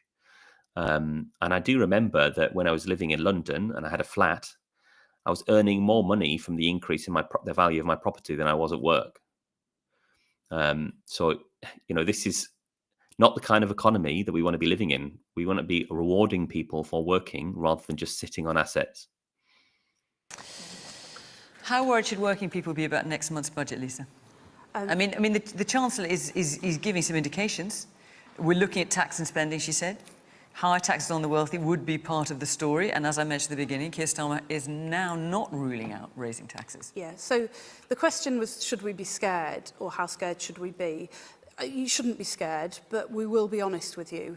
And we, from the day that we took office and during the election campaign, we sought to be completely honest and transparent, both about what we would do. They weren't honest and transparent. They were. It's so funny. I covered all of this in my election videos in the run-up to the election. I said to people, they're lying to you. What they're going to do is they're going to say, we're not going to put up taxes. And then what they'll do when they come into office is they'll go, oh my God, it's much worse than we thought. And then they would pivot in office because they'd have to put up taxes. They should have been honest. That's what they should have done. Because had they been honest, people would have voted for that, and then they would have had a mandate to actually increase taxes, which is what they needed to do. But unfortunately, they were scared of doing that. They're also scared of taking on big business, because, of course, a lot of the Labour Party's money comes from big business these days. Big money donors. They got a lot of money from the trade unions, but that is on the wane in terms of where they're getting the money. And you've got big trade unions like Unite, who are, I understand there's going to be an emergency conference at some point to discuss the issue of disaffiliating from the Labour Party. So they're going to lose their money from the trade unions when they cease to be a vehicle for the working class, which I would argue they already have been. So yeah, this is the other thing about reform. I hate to keep coming back to reform, but it's on my brain, right? Look at where they get their money from. Look at where they get their money from, and you ask yourself, is this a party that's going to be on the side of ordinary working people? It's true of the other two big parties as well, Labour and the Conservative Party. I'm not making a partisan point here. My argument is just that Reform are also a party of the establishment, and they claim not to be, and that annoys me. So, you've got Nigel Farage, who, by the way, he went to Dulwich College, right, private school. He leaves school, normal school age. He goes straight into an investment bank. Who can do that? Like, without the boys' school network, who can leave school and straight away just land a job as a commodities trader in an investment bank? This is a guy that is establishment through and through. He went to a private school. He landed a cushy job because of his old boys network. He's very, very rich. He stands for the interests of the rich. That's what he is. And he's been a Tory all his life. It's just really frustrating that people believe this nonsense about him challenging the establishment when he's so much a part of the establishment and so much a part of the political class as well. He's been a professional politician for most of his life. And the only job he's ever had was working as a banker. So whose interests do you think he's going to be standing up for? I've got a video coming out on this topic soon. It's probably going to be quite a long video. It's taking me ages to produce. That's why I'm streaming a little bit more, because I'm trying to work on longer videos where I really dig into topics. And that's why I know so much about Farage. But I'd encourage people to look at open democracy and have a look at where the money's coming from, because a lot of the backers of Reform are incredibly wealthy individuals, as you'd expect. Richard Tice alone gave £1 million. He's the biggest backer. As a government, and what we wouldn't do. We said we would pull every lever at our disposal to make life easier for people. We said that we wanted to see people's living standards improve. Also, you crucially, in regards to it, you said you wouldn't raise tax. So if you want to be open and transparent, are you going to stick to that? We set out a number of taxes that we said we wouldn't raise, and in the first budget, the Chancellor stuck to that commitment and didn't raise them. So can we expect that in her second budget Well, then? look, I mean, you've been around long enough, Fiona, to know that I'm the Culture Secretary sitting on a panel a month out from the I budget. get that, but nonetheless, the Prime Minister absolutely ruled it out 3 months ago, and now he's not. And I notice you're not either. Look, I'm trying to answer your question. I really genuinely am, because there are not just the people in this room, but there are millions of people sitting at home who are making real-world decisions on the basis of what. But so it sounds like the answer is I don't know. It's not just I don't know. It's we're having discussions at the moment about the fairest way to do what we promised to do at the general Tax the rich. election. We said that we would start to get the economy growing again, and we've had some success with that. We've had the fastest growth in the G7. We've seen interest rates falling, but people are not feeling it in their pockets. So we've Oh, well, that's surprising, isn't it, when you've got an economy that is rigged towards the wealthy in this country? Economic growth only matters to ordinary people if wages are rising. You know, if they're actually benefiting from it. But yes, but just, sorry, Lisa, but just coming back to is the question, we've not raising taxes. We've raised wages faster in the Okay. first 10 months of a Labour government than in 10 One of years the under the promises previous. was not to raise taxes. I mean, that's not much of a claim, is it, when real wages have been pretty flat for the last 20 years? At the budget next month, we will be seeking to make the fairest possible decisions to make life easier for people. But I want to be honest with you, and I think this goes back to something actually that Matt said that I do agree with, is that, you know, if you want some of these things, as the gentleman in the audience said, there has to be a way to pay for it. Now, I will promise you that we will always make sure that those with the broadest shoulders bear the greatest burden. That's what we've done over the last 15 months. But you take... It isn't what you've done. It isn't what you've done. It literally isn't what you've done. It might be what you're about to do in the budget, and if it is what you're about to do, then great. Increase corporation tax. Tax wealth. Increase capital gains tax. Close the loopholes that big companies use to avoid tax. Close the loopholes that rich individuals use to evade tax. Go after the offshore wealth that's held in the Cayman Islands and places like that. There are loads of things you could be doing. You're not doing any of them. And there should actually be tax cuts in this budget. The tax on employers' national insurance was a ridiculous tax to raise, and the only reason they did it is because they'd ruled out other tax rises. They should cut that. Unemployment is rising because of decisions that they've made. The 26 billion that we invested in the National Health Service last year that took millions of people off waiting. We're getting off the topic. What I think everyone's noticing, Lisa, is that you're not committing to not raising taxes on working people. Can I just say, though, everybody else in Parliament, opposed that in the way that we raise money for that investment. Harriet's just had a go at me here for it now. But what do you want? Do you want the NHS on its feet again? Do you want families off waiting lists? And if you do, suggest to us a fairer way to pay for it, and we'll always consider it. But we're getting no suggestions, with the exception of Faiza. Getting loads of suggestions. The Resolution Foundation, Commonwealth, the left-wing think tanks, they've given them loads of suggestions. Hopefully they'll follow some of them. I appreciate who's made some suggestions tonight. We're getting no suggestions. I mean, there's something they could do immediately as well. There's the Bank of England are unravelling quantitative easing, and that's costing billions of pounds every year. Nobody talks about that. Put a tax on banks. They've made huge windfall profits. I mean, there's just all sorts of things you could do if you were serious about raising some money. Personally, I'm in favour of a one-off wealth tax. Actually, be much more. All of the problems about tax evasion be much harder to evade a one-off wealth tax. You'd have to set it at a much higher level. But if you had a one-off wealth tax that people had to pay who were living in the country, then that would be one way of raising a huge amount of money immediately. I'll be honest as well with people that when you're talking about this money that's going to be raised at this budget, it's actually just a backfill. It's not even for new spending. If you want to be, you need to be far more bolder in what you're going to do, because the economic system is not working for most people. Well, look, I'll just say that, like, you know, one of the policies that we introduced that was in our manifesto was equalising the VAT system, because at the moment state schools pay VAT. That's quite and a public small amount of schools money. don't. All right. That's not All work. right. But look, the question was, guys, the question was, how worried should working people be about next month's budget? And Daniel, you're clearly referring to raising taxes, and we've all noticed you are not committing to not raising taxes. Well, I can't. I mean, I can't write a budget a month out No, from sure, but the Prime the Minister election did commit to that earlier, and now he's not, and neither TV. are you. Let's take another question from Ryan Armstrong. Where are you, Ryan?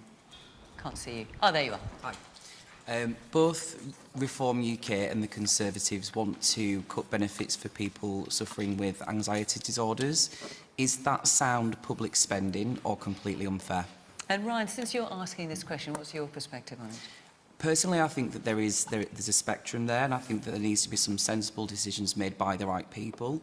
I think there's been a lot of narrative around empowering people who might not be medically trained in order to make those decisions. I do think that there should always be an aspiration for people to be in employment, but there needs to be, you know, sensible decisions made around that. Well, just to kind of put things in context, since the pandemic, mental health conditions account for about half the rise in disability benefit claims. Reform are saying that they will stop people with less severe mental health conditions, such as anxiety, from claiming personal independence payments. The Conservatives say... Oh, what a surprise. The pandemic made people sicker. That's all that's happened here. And of course, our response to people being ill should be to help them. Yes, support them back into work. I agree with that. Being out of work is incredibly detrimental to people, particularly people who've got mental health problems. But it's not going to help people to stigmatize them. It's not going to help people to cut the amount of money that they have to look after themselves, creating more stress and more anxiety, more worry. And again, this is exactly the problem with our public discourse. We talk a lot about those at the bottom of the income distribution claiming benefits in order to live, but we don't talk about the idle rich who just live off the income from their assets, and we should be talking about them more. I mean, obviously, I talk about them a lot, but you know, I just mean more generally. They would cut benefits to those with lower level mental health issues. What is a lower level mental health issue, Harriet? A low-level mental health issue is something like low-level anxiety. It's something that many people experience day to day. Some days it'll be worse than others, some days it's not, but it's not prohibitive on a long-term basis of someone going out and getting a job, doing better for themselves by getting a job, actually fulfilling more at getting a job. It's noted and proven that sitting at home, where if you've got low-level anxiety, not working is not good for you, and it's not good for your long-term recovery, it's not good for your long-term prospects, and it's really not good either, therefore, for the country where we need people to get into work, we need people to be able to better themselves, and these people are not helped. They're really not helped by being given welfare in order to stay out of work. We need to help them get into work. We need to make work somewhere where people with anxiety or other sort of low-level mental health issues can feel like they can go and work and actually contribute, because contributing and feeling satisfaction from work is a really good way in order to actually help these sort of things. It really is. And the bill that we have for welfare cannot be sustained if we keep having people who would be better in work sat at home on welfare. It's just not possible. Okay, that kind of support is expensive though. I mean, it's a good thing to do. The thing that I really noticed about this, because last time I was on, it was the Labour Party, unfortunately, that was trying to cut benefits for people on PIP as well. So why are we always going for the poorest and most vulnerable? Is this really the type of society we've become? Like, honestly, I'm not surprised that anxiety is up. If you look at the situation in society, if we think about the economy, if we think about how many young people are struggling to find a job and think about their futures, I'm not surprised that there's this issue of anxiety, and I think we need far more investment. It's not just about, you know, saying we're going to cut the welfare bill. That's just not going to work. You just have a lot. All social problems get worse, by the way, in unequal societies. This is something we've known for a long time. There's a book called The Spirit Level, and it plots all manner of social problems against levels of inequality.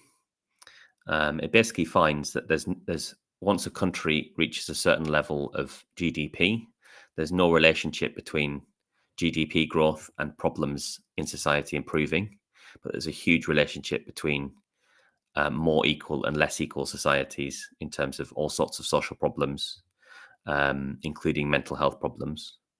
So it's important to realise that mental health problems will be disproportionately hurting those at the bottom of the income distribution. So last year, Faiza, PIP claims for anxiety and depression were something like £3.4 billion. Yeah. Can we afford that?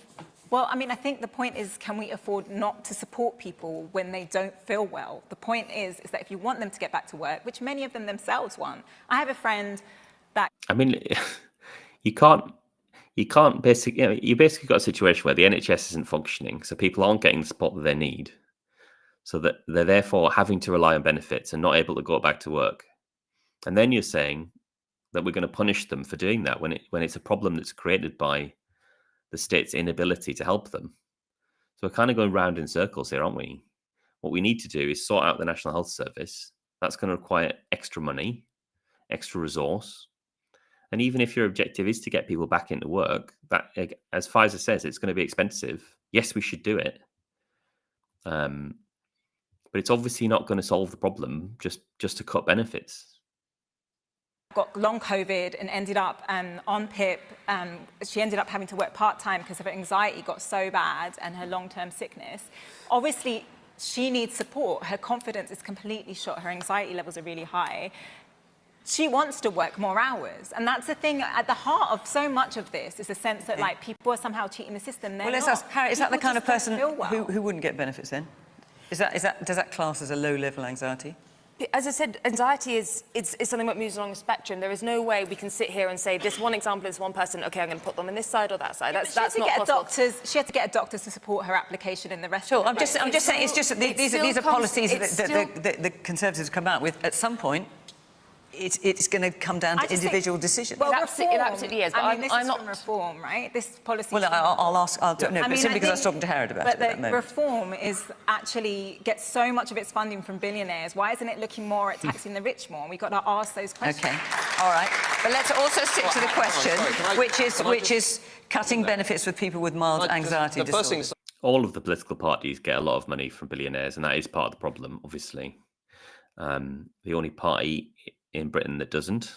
I'm not counting your party as a party at the moment, for obvious reasons. They don't even have a name yet. The only party that doesn't rely on massive corporate donations is the Green Party in the UK. Outside of the nationalist parties, of course. Plaid Cymru, the SNP, I'm not sure about them. This podcast is based in England. Just as an aside about reform, it's now the largest grassroots membership political party in British politics. It is, but most of their money comes from big money donors. It's not funded in large part by their membership. They do have the largest fees of a political party in the UK. I think it's something like £10 is their lowest fee level, and £25 is like a standard rate or something like that. You'd think if it was a party that wanted to represent the ordinary working class people of the country that they'd have a lower rate, wouldn't they, for maybe people who would struggle to afford their fees, but they don't. Strange that. Something like 250,000 normal people who desperately want change. And we talk about a group in society called the alarm clock class, who when they're finished watching this show, they're going to go to bed and they're going to set an alarm because they've got to get up and they've got to work in the morning. Yeah, of course. That's what I'm going to do. And how is it fair that those people, strivers, workers, taxpayers, go Monday to Friday, maybe even at the weekends too, working solidly, generating jobs, driving our economy, while millions of people, often with very mild conditions... I thought it was the billionaires and the millionaires that were job creators, Matt. Getting a bit confused. ...are on welfare to the tune of billions of pounds every year, and it's the hard workers who are having to pay for that. And then I hear about, well, we want to get people back to work. At the same time, those people are being undermined. I'll say it again, they're being undermined by mass... The thing is, like, the whole point of the welfare state is that it's there for you when you need it, right? The whole idea of that Attlee government in 45 was that we create a social safety net so that if we're unfortunate enough to need to rely upon state support, we don't have to go back to the days when the poor laws existed and we were begging for handouts on a sort of case-by-case basis. It would either be given to you or it wouldn't be given to you. And that money was distributed locally. It was there for all of us. We all pay in and we all take out of the system if we need it. And none of us know what our future has in store for us. I could be hit by a car tomorrow. I could contract an illness. I could suffer an injury. And I might need disability benefits. I might need to rely on the state. I haven't had big periods of unemployment in my life. I'm a single gay man, so I don't take a lot from the system. I'm healthy as well. I could say, well, why am I contributing for other people's children to go to school? A ridiculous argument, right? We need people who are net contributors to the state, and the state has to be there, should be there, and that's the whole point of the state. The state is there to provide a safety net for us if we need it. The real idle people are the rich, the people that can just afford to live off rental income by holding the housing stock to ransom, share income, the growth in the value of their assets over time. Why aren't we angry about these people? Why is it always the poorest in our society that get the brunt? I mean, there is an answer to that, of course. The answer is that the billionaire class own the press. And so we get bombarded with propaganda paid for by billionaire newspaper owners who are also not on our side. And the only way we have of fighting that discourse is by, trying to put out a counter narrative. That's really difficult. Uncontrolled immigration. They're getting hit on two sides. They're getting hit on two sides. It's true. And the funny thing is, the difference between the left and the right. The left think compassion is giving welfare to as many people as possible. The right think compassion is ensuring that as many people as possible don't have to rely on welfare. They've got meaning, dignity, purpose. That's the difference. That isn't the difference. That, of course, the left historically have been the party of working people. We want people to be in work. But the point of creating the welfare state was to provide a safety net. That's just nonsense. And this party that's supposed to be on the side of working people voted against the Employment Rights Bill.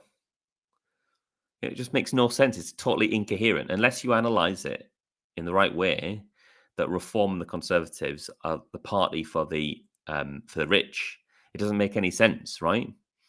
You currently have a situation in the UK. I work for a trade union. If you're employed for less than 2 years in the UK, you can be sacked for any reason, literally any reason. So they can just call you into an office. You've worked there for 2.5 years, and they can just say, goodbye, I don't like the look of your face, you're sacked. Now, the Employment Rights Bill, one of the things it's doing, which is good, and which the Labour Party should be commended for, but it's only come about because of trade union pressure, is to get rid of that and to make it so that if you're going to sack somebody in the first 9 months, it's slightly easier to get let go of someone once the bill comes into force. But you have to still go through a proper process. And then after 9 months, it's much more difficult. That creates security of employment for people. People don't have that at the moment. And the reason they don't have it is because the Conservatives abolished the protections that existed, because they're not on the side of working people.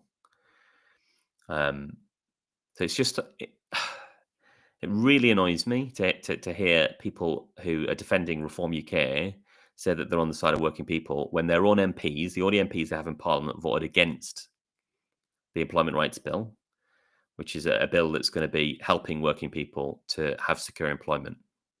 We have in this country is unsustainable. Millions of people on out-of-work benefits. You're paying for it. Okay. It's coming out of the money that you're creating. They should be in the economy, having meaning, purpose and dignity in their lives. But you're not in favour of helping people who are working either. With the glasses at the front. As someone who's applied for PIP and knows how traumatic it can be to go through it, I can guarantee you that nobody is applying just for the money. They're applying because they need it and because they have a problem. Like, I have worked before. I'm struggling at the moment to find a job anyway, but it makes it worse being anxious. And I think people need to have a bit more compassion. That it's so traumatic going through all this assessment, and you wouldn't do it unless you actually had a need. So what would you say to someone like this from here, Matt? Well, obviously, I don't know your individual life story, and I wouldn't I don't know your individual circumstances. I'm very compassionate. You're not. presume to know what you've experienced in your life. But when I see people with very mild mental health conditions taking £3.5 billion off the white van man who's getting up tomorrow morning and he's slogging it for 8 hours, I don't think that's fair. That society is broken. It's not working. Okay. Well, I'm just saying you're faced with someone here and the Labour who's got... government Hang on, Matt. You're faced with someone here... Wait a minute. You're faced with someone here... If I heard you correctly, you talked about anxiety. Yeah. Anxiety is one of the things Anti Reform want to say, listen, we're not going to be paying for that, so you wouldn't be paying for her. Well, again, Reform would not be paying for you. You're not... My personal view is people who are experiencing mild mental health conditions should be in work or education or training and getting meaning, dignity and purpose in their lives. Man in the suit and tie there, yes. I mean, I agree with that, right? I agree that people who can work should work because everybody agrees with that. But personal independence payment is very difficult to get, as the questioner said. You've got to be able to satisfy quite difficult criteria in order to get it. There's got to be serious impediment to you living a normal life. So it's not like we're just doling this stuff out easily. You do have to go through a difficult assessment in order to get the money. I think it's short-termism. I think you're coming at it from the complete wrong angle. I'm a senior leader in a secondary school not so far from here, and since the pandemic, I'm telling you categorically, there's more children struggling with their mental health, and we try desperately to help them. And child poverty is going up under this government. It's one of the really serious concerns that I have about this government. They're not doing enough to tackle this problem of child poverty. The big thing they could do is get rid of the 2-child limit on benefits, which of course they're not going to do because of all of this poisonous discourse. But this is the consequence, really, of this sort of rhetoric around benefits. It means that we've got lots of children living in poverty, growing up in poverty, going to school hungry. Breakfast clubs aren't enough. We need free school meals for those children. The last Labour government, to be fair, under Blair and Brown, they did quite a lot in this area and they reduced child poverty massively. Unfortunately, it's set to rise in a very worrying way under this government, and they're not doing enough to get rid of it. We don't have the funding in the area that I worked in. We had one educational psychologist to support, and I'm talking, hundreds of schools really. We're not the expert in this. We're trying to help the students as much as we can. We'd like to see more investment in that. I think let's keep. And do you think we can afford it as a country? Do you think we can afford it as a country?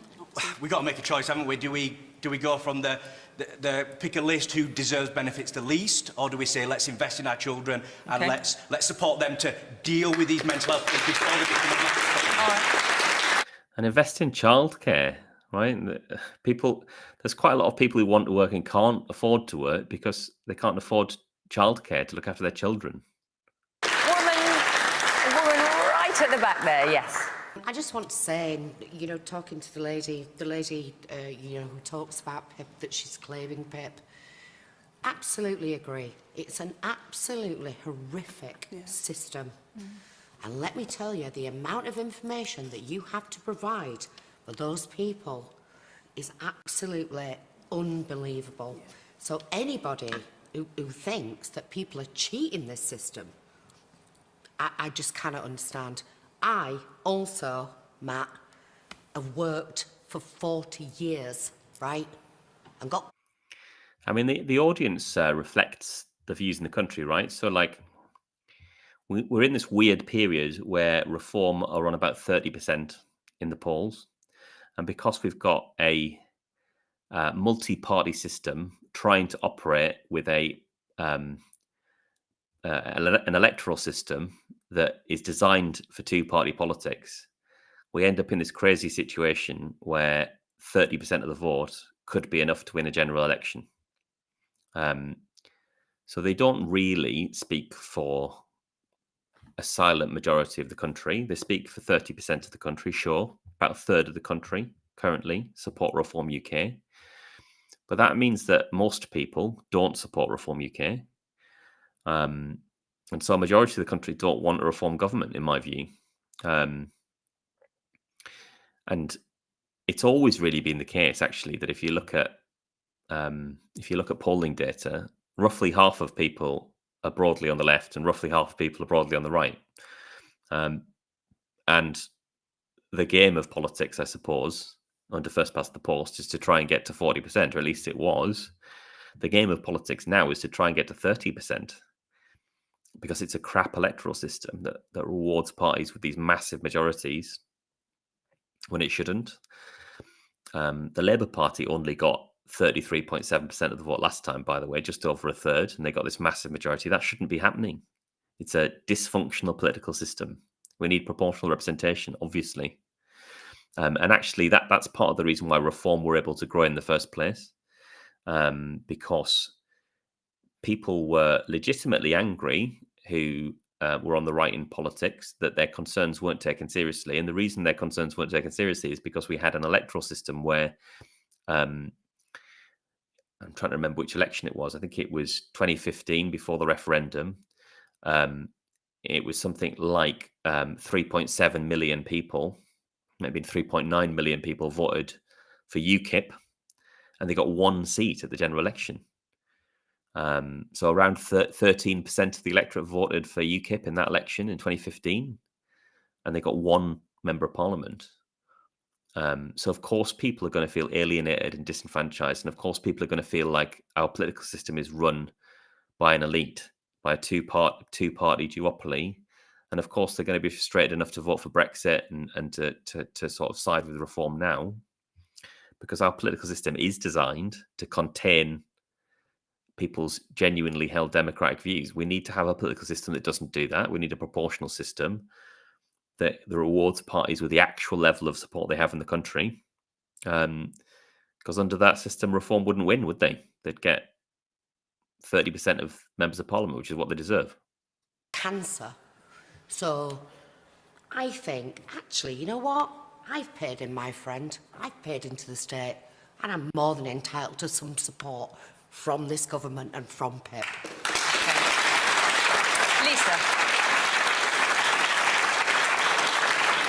Well, and thank you for that, because I think actually when you listen to this debate, when it comes down to sort of shouting and characterising particular groups of people in society, we thought this is why it's always attempts at reform to build a system that works have always failed. And when you start... As they failed with Labour, of course, because you tried to bring in reforms and then you couldn't get through the backbenches and you're trying again. No, what we did Well, that is true. No, what we did was we introduced a set of proposals, and we heard very loud and clear, not just from members of Parliament, but also from people who are in the system or have been through the system. But you couldn't get your backbenchers to agree, otherwise surely you'd have gone for it. Look, sorry, I think politics would be far better if we could sometimes say, you know what, we think we got that wrong, and we're going to think again and do it differently and listen to people.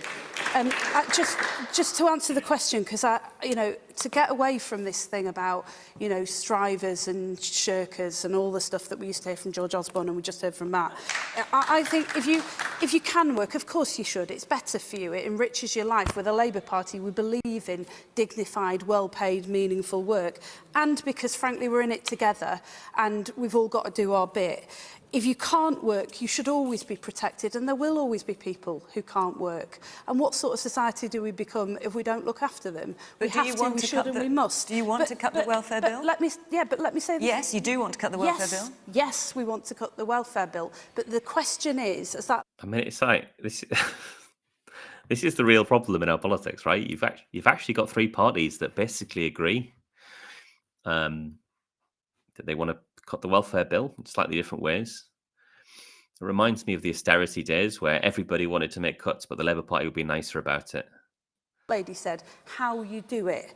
And actually, and the gentleman there, how you do it is you look at this group who are not the people who can work and are in work and are getting on with it. They're not the people who can never work and need to be protected. There's a group in the middle, which includes a lot of people with anxiety disorders and other mental health challenges. I met one just down the road from here earlier today. I met a volunteer who has had a series of health challenges and mental health challenges, who has been able to get involved in volunteering through the UK City of Culture here in Bradford.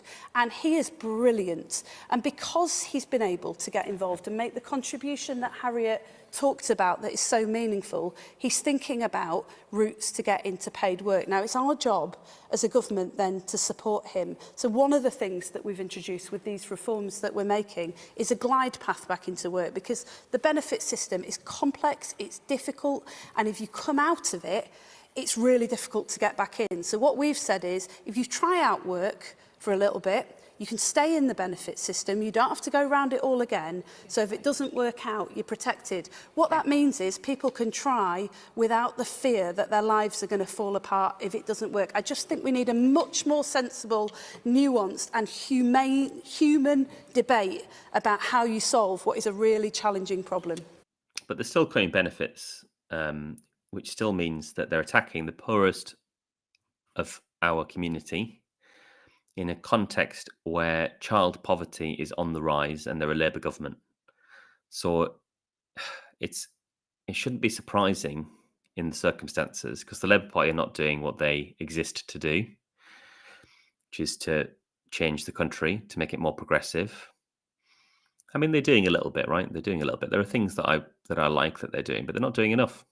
And as a result of that, they're falling in the polls, and they'll continue to fall in the polls for as long as they fail to do their job, which is to implement progressive change. We've got the lowest, we've got one of the least generous welfare systems in Europe. So, you know, part of this debate, part of the problem with this debate is we've just got a lack of context. I'm stopping the recording, because we have a breaking story which we should respond to. That's why I stopped you, Matt, so forgive me. So, Prince Andrew. The King has initiated a process, so we're going to discuss this. Prince Andrew will no longer be Prince Andrew.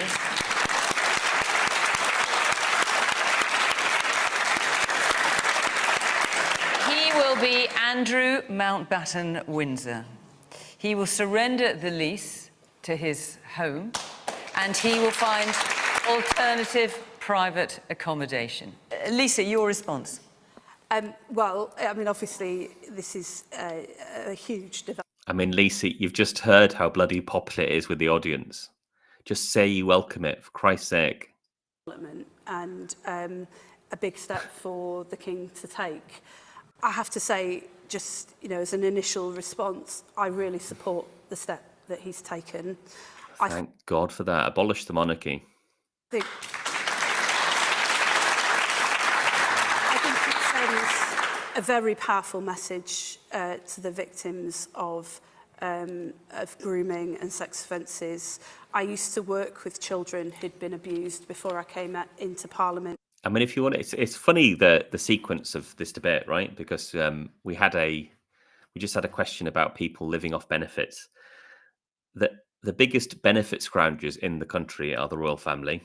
They live, and, you know, Prince Andrew is a nice example of that. Just expecting, because of a lottery of birth, to be an absolutely appalling human being. And look, we don't know if the allegations are true. Of course, I've got to say that. But we do have accounts of how he treated the staff that worked at the palace. They had a pretty horrible nickname for him.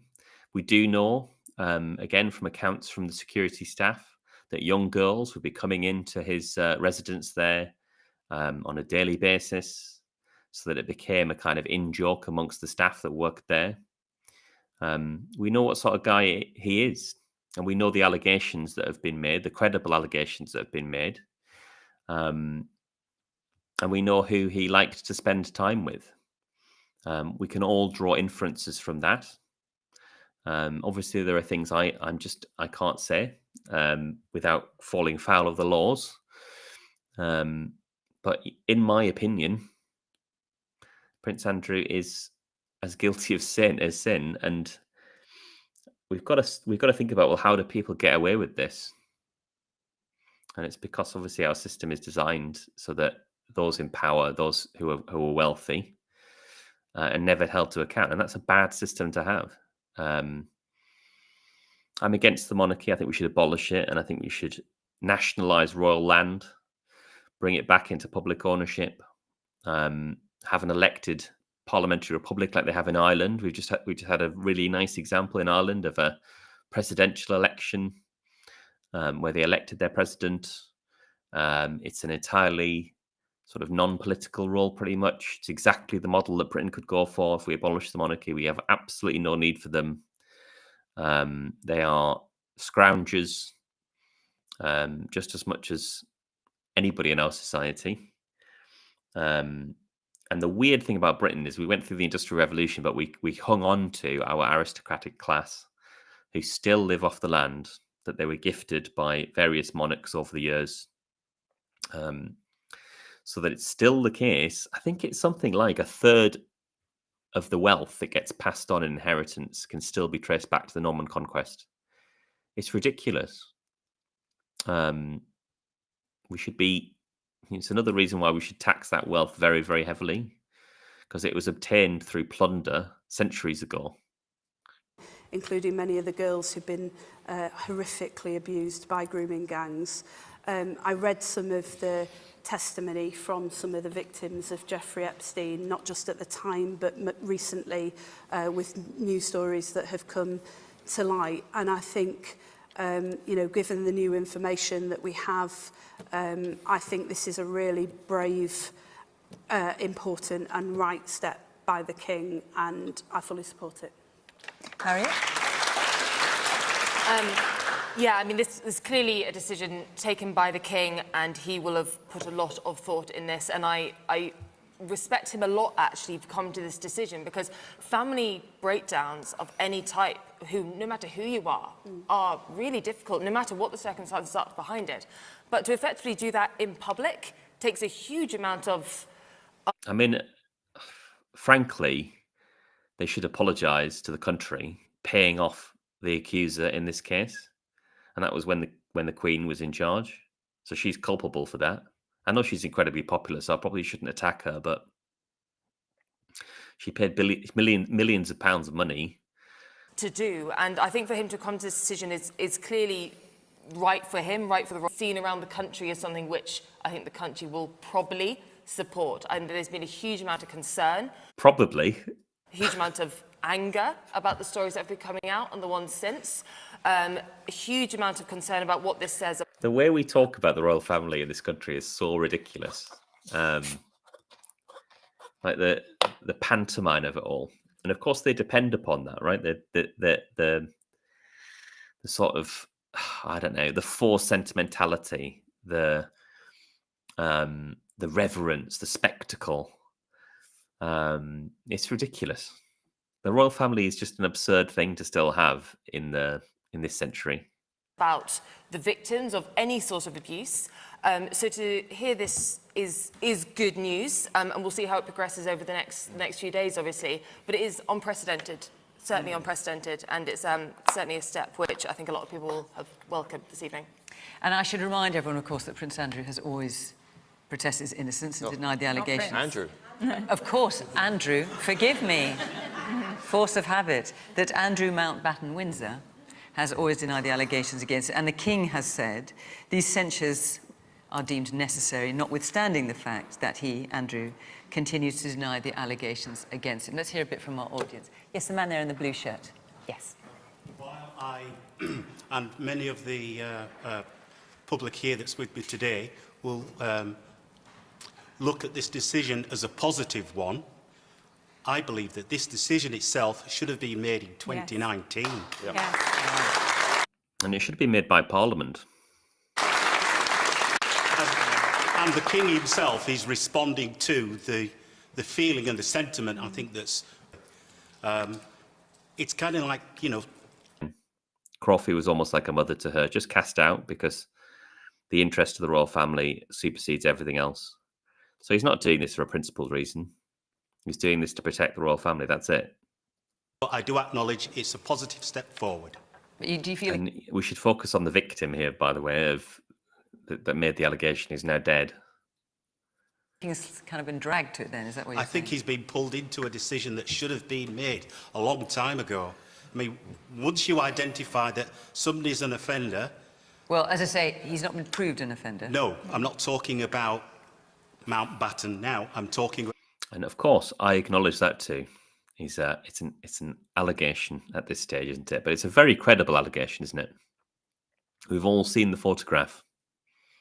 Mr. Epstein himself. Once you identify that that gentleman is an offender, you cut all ties. And that should have been the simple decision. And his brother should have been saying, you need to leave this man alone. Man there in the dark shirt. I mean, there are other people involved in this as well. I mean, this is the other thing about this story. The Epstein files have not come out, and they're working really hard in the United States, the people who've got things to lose, to prevent those files from coming out. Donald Trump is implicated. Bill Clinton is implicated in this, allegedly. So this thing goes very, very deep. There are lots of very, very powerful people who do not want this story to get out, you know, that and hopefully it will get out and we'll see and we'll understand, you know, how deep this goes. But there's some incredibly powerful people who do not want this story to come out. Just to kind of follow on with that why has it taken so long for this to happen? I mean, as you said, this happened in 2019. The allegations were there. They should have taken a decisive action then.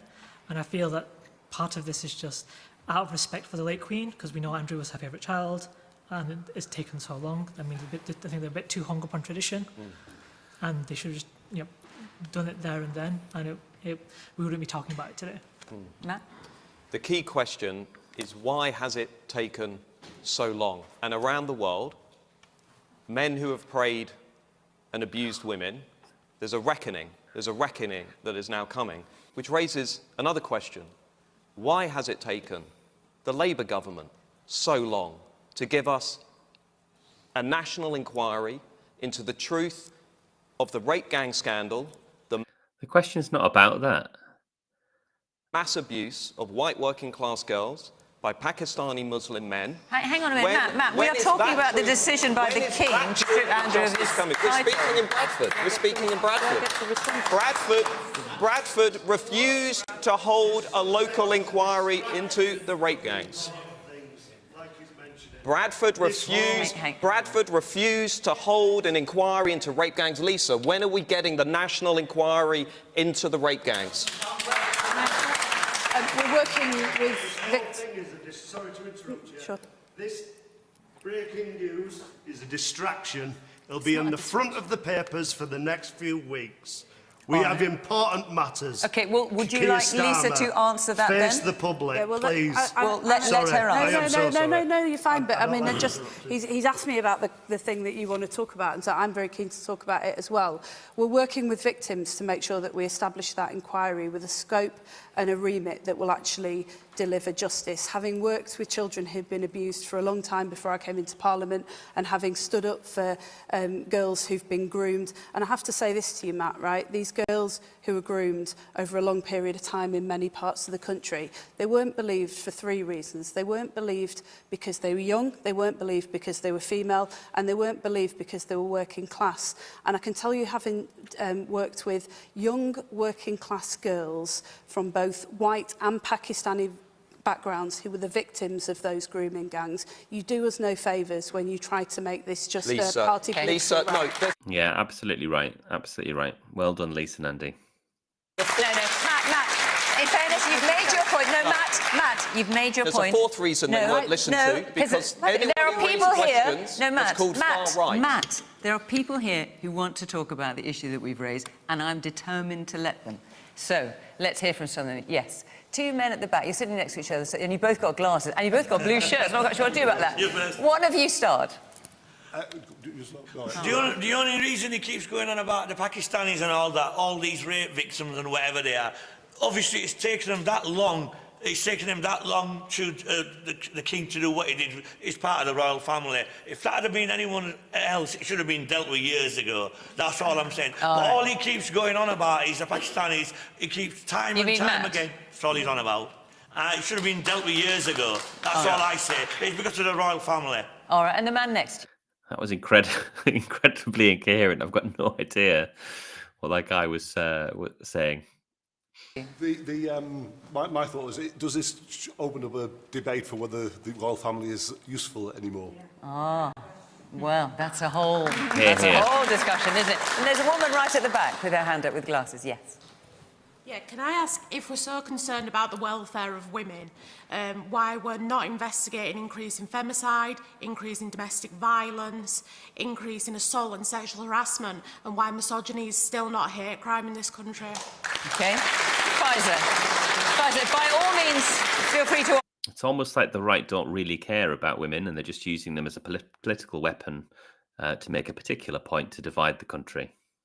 Answer that, but will you also address the point, your response to what has happened in terms of the royal family? Yeah, I mean, one word, finally, right? I mean, it has taken a really long time, and I think it's a sign that some people seem to sit above, you know, the law. And I would say, you know, the main victim here, the main person who brought this to light for us, took her own life. And I just was sitting here thinking... Allegedly. ...of her. I mean, because all of the deaths that surround the Epstein thing are dodgy, right? Like, Epstein himself, did he commit suicide? Again, we do need to be a bit suspicious around this, because there's so many powerful people that have got a vested interest in shutting this thing down. Thank God she wrote a book. These victims and the pressure, all victims of sexual assault and sexual offences. And I do want to take a moment to say that every person, regardless of race, religion, class, what family they're part of, needs to be held to account. And I'm glad to finally see this here. But I don't give the king many points. I'm sorry, but I think this should have happened a long time ago. And I do think it's because of us, the public, that it's finally happening. So can I just ask, because the sense that I'm getting... And obviously, I don't know what you all think. I just know what the people who put their hands up think. But so far, the sense I'm getting is, you know, why did it take so long? Is there anyone here who thinks, good on him, we took the right decision at the right time, or you're sticking your hand up. I don't know what you think. The reason it's took so long is because she was, Andrew was the Queen's favourite, and she didn't want things to happen in her lifetime. She knew she was elderly. She knew that she wasn't going to be here for... I mean, imagine your favourite being somebody that's accused of raping a woman. I mean, I know people love the Queen, right? But you've got to, like, analyse what these people actually think. If you're protecting your son with millions and millions of pounds, right, buying off the person who made the allegations, can we not use profane language in the chat? I'm gonna have to take this off the stream now. Just don't watch the stream if you're not interested in listening to me talk. Obviously, the whole point of you coming on the stream is because it's my channel, right? So watch it on the BBC if you're not interested in hearing from me. I actually have to talk, right? Because otherwise it'll be a copyright strike against the channel. So this is me commenting on question time, right? Otherwise I'm not creating originals content. Anyway, whatever. I can't even remember what point I was making. Yeah, you've got to start to question the Queen herself. It's very, very poor judgment to throw millions and millions of pounds to silence this, which is what happened. I'm sorry if you love the Queen, but that's what she did.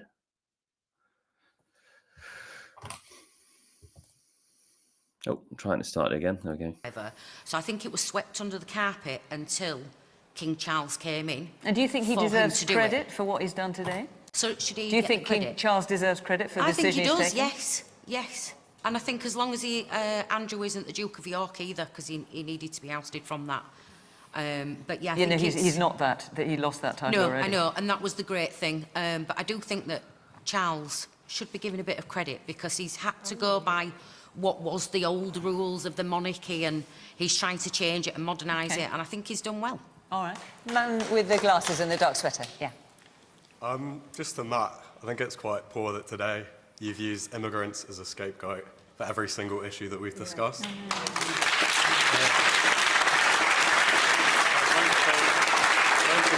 I don't think it's a very good look for reform, especially considering the racist stereotypes around them. That you're pushing immigrants to the forefront of every single issue that is very real to all of us. I used to work a lot in polling. You look at the polls at the moment. The number one issue for the British people in this country, it might not always be reflected in the debates that we have. The number one issue in this country is immigration. People out there are really concerned about what's happening to their country. And so People out there. The audience is literally people. The audience are people out there. And yeah, people are concerned about immigration, right? But that doesn't mean that they're concerned about immigration in the same way you're concerned about immigration, Matt. Immigration is really high. People want to have a system where we have a sensible level of immigration and where it seems to be controlled, and that doesn't seem to be the case at the moment. So yeah, I mean, I'm concerned about immigration. It's not top of my list. But do I think that the level of immigration that we have in general is sustainable? No, I don't. I don't. It's not a left-right issue, really. We need to have a sensible level of immigration that is sustainable and is good for the economy. people said to me, coming into this, they said, Matt, can you just please put this issue onto the agenda? Because Westminster, notice here, desperate not to talk about it. It's all they ever talk about on Question Time. Don't want to talk about what's happening to our country, what's happening to good, law-abiding, hard-working people. We need to end mass uncontrolled immigration, control the borders, and put British people where they belong, which is first. Woman here in the blue top. So much for polls. The poll that counts is the election. The polls that counts are the by-elections that have just taken place, and 6 more today. The number of by-elections that Reform won out of the last 13 was 1. And they were soundly beaten by Plaid in Caerphilly, who basically won because people lent their votes to anybody but Reform. Yeah, people need to vote tactically at the next election, though. It's going to be really difficult to make sure that they don't win. They only represent 30% of the country, so if people vote tactically for alternatives to Reform, they won't win the next election, but that's what we need to do. It's hard to mobilise a campaign for that to take place, but that's what we need to do. We need to unite against Reform to stop them winning the next election. Well, about 35% of people are currently voting, planning to vote for Reform. Don't speak over yours. I can just say, there's no marks for second place, and one of your MPs got elected by 6 points. 6 points. So the person who came second should say, well, I should have a place too. Yes, the woman at the back there. Do you not believe that the reason why... Oh, God, is this another question for Matt? Yeah, sorry. Right, OK. I just feel so proud to be in this room and to hear so many people really, fight back, this hateful energy. OK, but what's wrong? Can I just point out... Wait a minute, Matt, wait one second. Can I just point out there have also been people here who have supported what Matt has to say, and we've heard...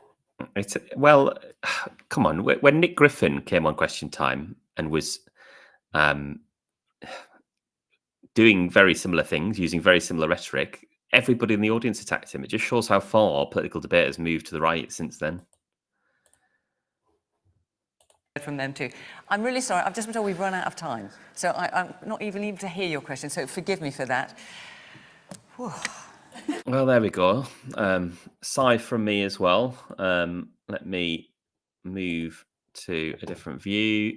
I'm just going to get rid of the chat because it's still got. It'd be helpful actually if people would flood the chat, so I didn't have to have a swear word on the screen if I was going to have chat on.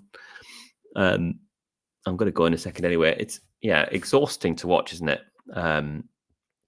And look, I know not everybody that watches these videos agrees with me. That's part of the purpose of having these conversations. But I do think that Reform voters, I want to have a conversation with Reform voters. I don't want this to be a channel where I'm not trying to insult you. Obviously, you represent a growing force in our politics. It's highly likely that Nigel Farage will win the next election. So we need to have conversations with people who are thinking about voting Reform. I genuinely think that if we can have those conversations, that we can prevent what I think will be a catastrophic result for the working class, for ordinary people. I genuinely think that. I'm not just saying it because I'm not just saying it. I really believe it, and I'm worried about a Reform government because I think it'll be incredibly divisive. We've kind of seen in the United States what it might lead to: division in our communities, an ideology that we see implemented in the United States where there isn't concern about ordinary people, where it is about cutting taxes for the wealthy, where it is about dividing people. So yeah, I want to have those conversations. But unfortunately, you don't really, as I said earlier, you don't really get conversation. You just get, it's a lot of sentiment, really, a lot of frustration.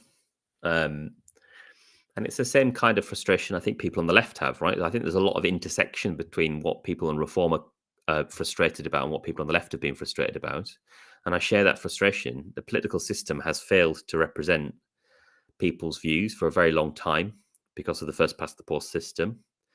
It hasn't produced political outcomes that have matched what people have wanted. It is the case that people voted for and did not get low level, they wanted immigration to fall.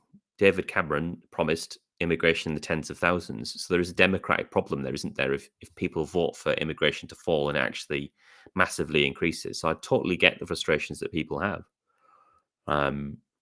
I understand why people are attracted to Reform, but the point is, it's not got, you can't do politics by just looking at one issue and thinking that solving that one issue is going to solve all of society's problems. We've been there before. The Brexit vote is a really nice example of that, where, politicians sell you this lie that just leaving the European Union is going to bring in loads of money, it's going to solve all our problems. Well, did it? No. I mean, the one issue it was supposed to solve was immigration, because we left this area where there was free movement. Did it solve that issue? No, immigration went up. We've been here before.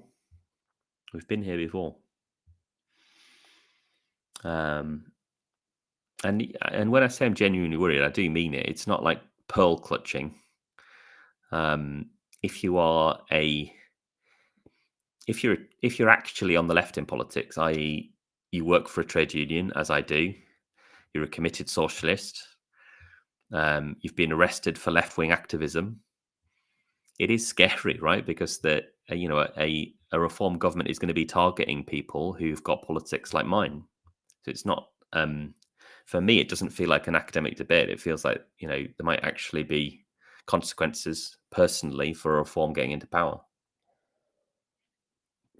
Because I do worry, and this is based upon their rhetoric, right, that they will want to silence political dissent, which will obviously come from the left. Because they don't really believe in free speech, right? They use it as another issue to divide people. What they really mean is they want people to be able to speak on their side of the debate and not on the other side, because they've shown no concern about the people that were arrested for holding up signs. So they don't. Any party that really cared about free speech would care about that, right? The whole point of free speech is you care about it when it's people you don't agree with expressing things you don't agree with, and you want to defend their speech. So there we go. And yeah, the monarchy should be abolished. I know it's not a popular opinion. It's not a majority opinion. I don't think anything I believe is a majority opinion, right? Like, that's what being on the left is. If you enjoyed this stream and you're not subscribed, do subscribe. If you're not a member, think about maybe becoming a member. It's 99p. I'm going to leave it there. Hopefully you enjoyed the stream. Yeah, I'll see you later, maybe on another live stream. As I say, I've got a video coming out soon about Reform UK, so do check that out when I publish it. I think doing the video has made it like, it's just affected my mind that I want to talk about them loads, because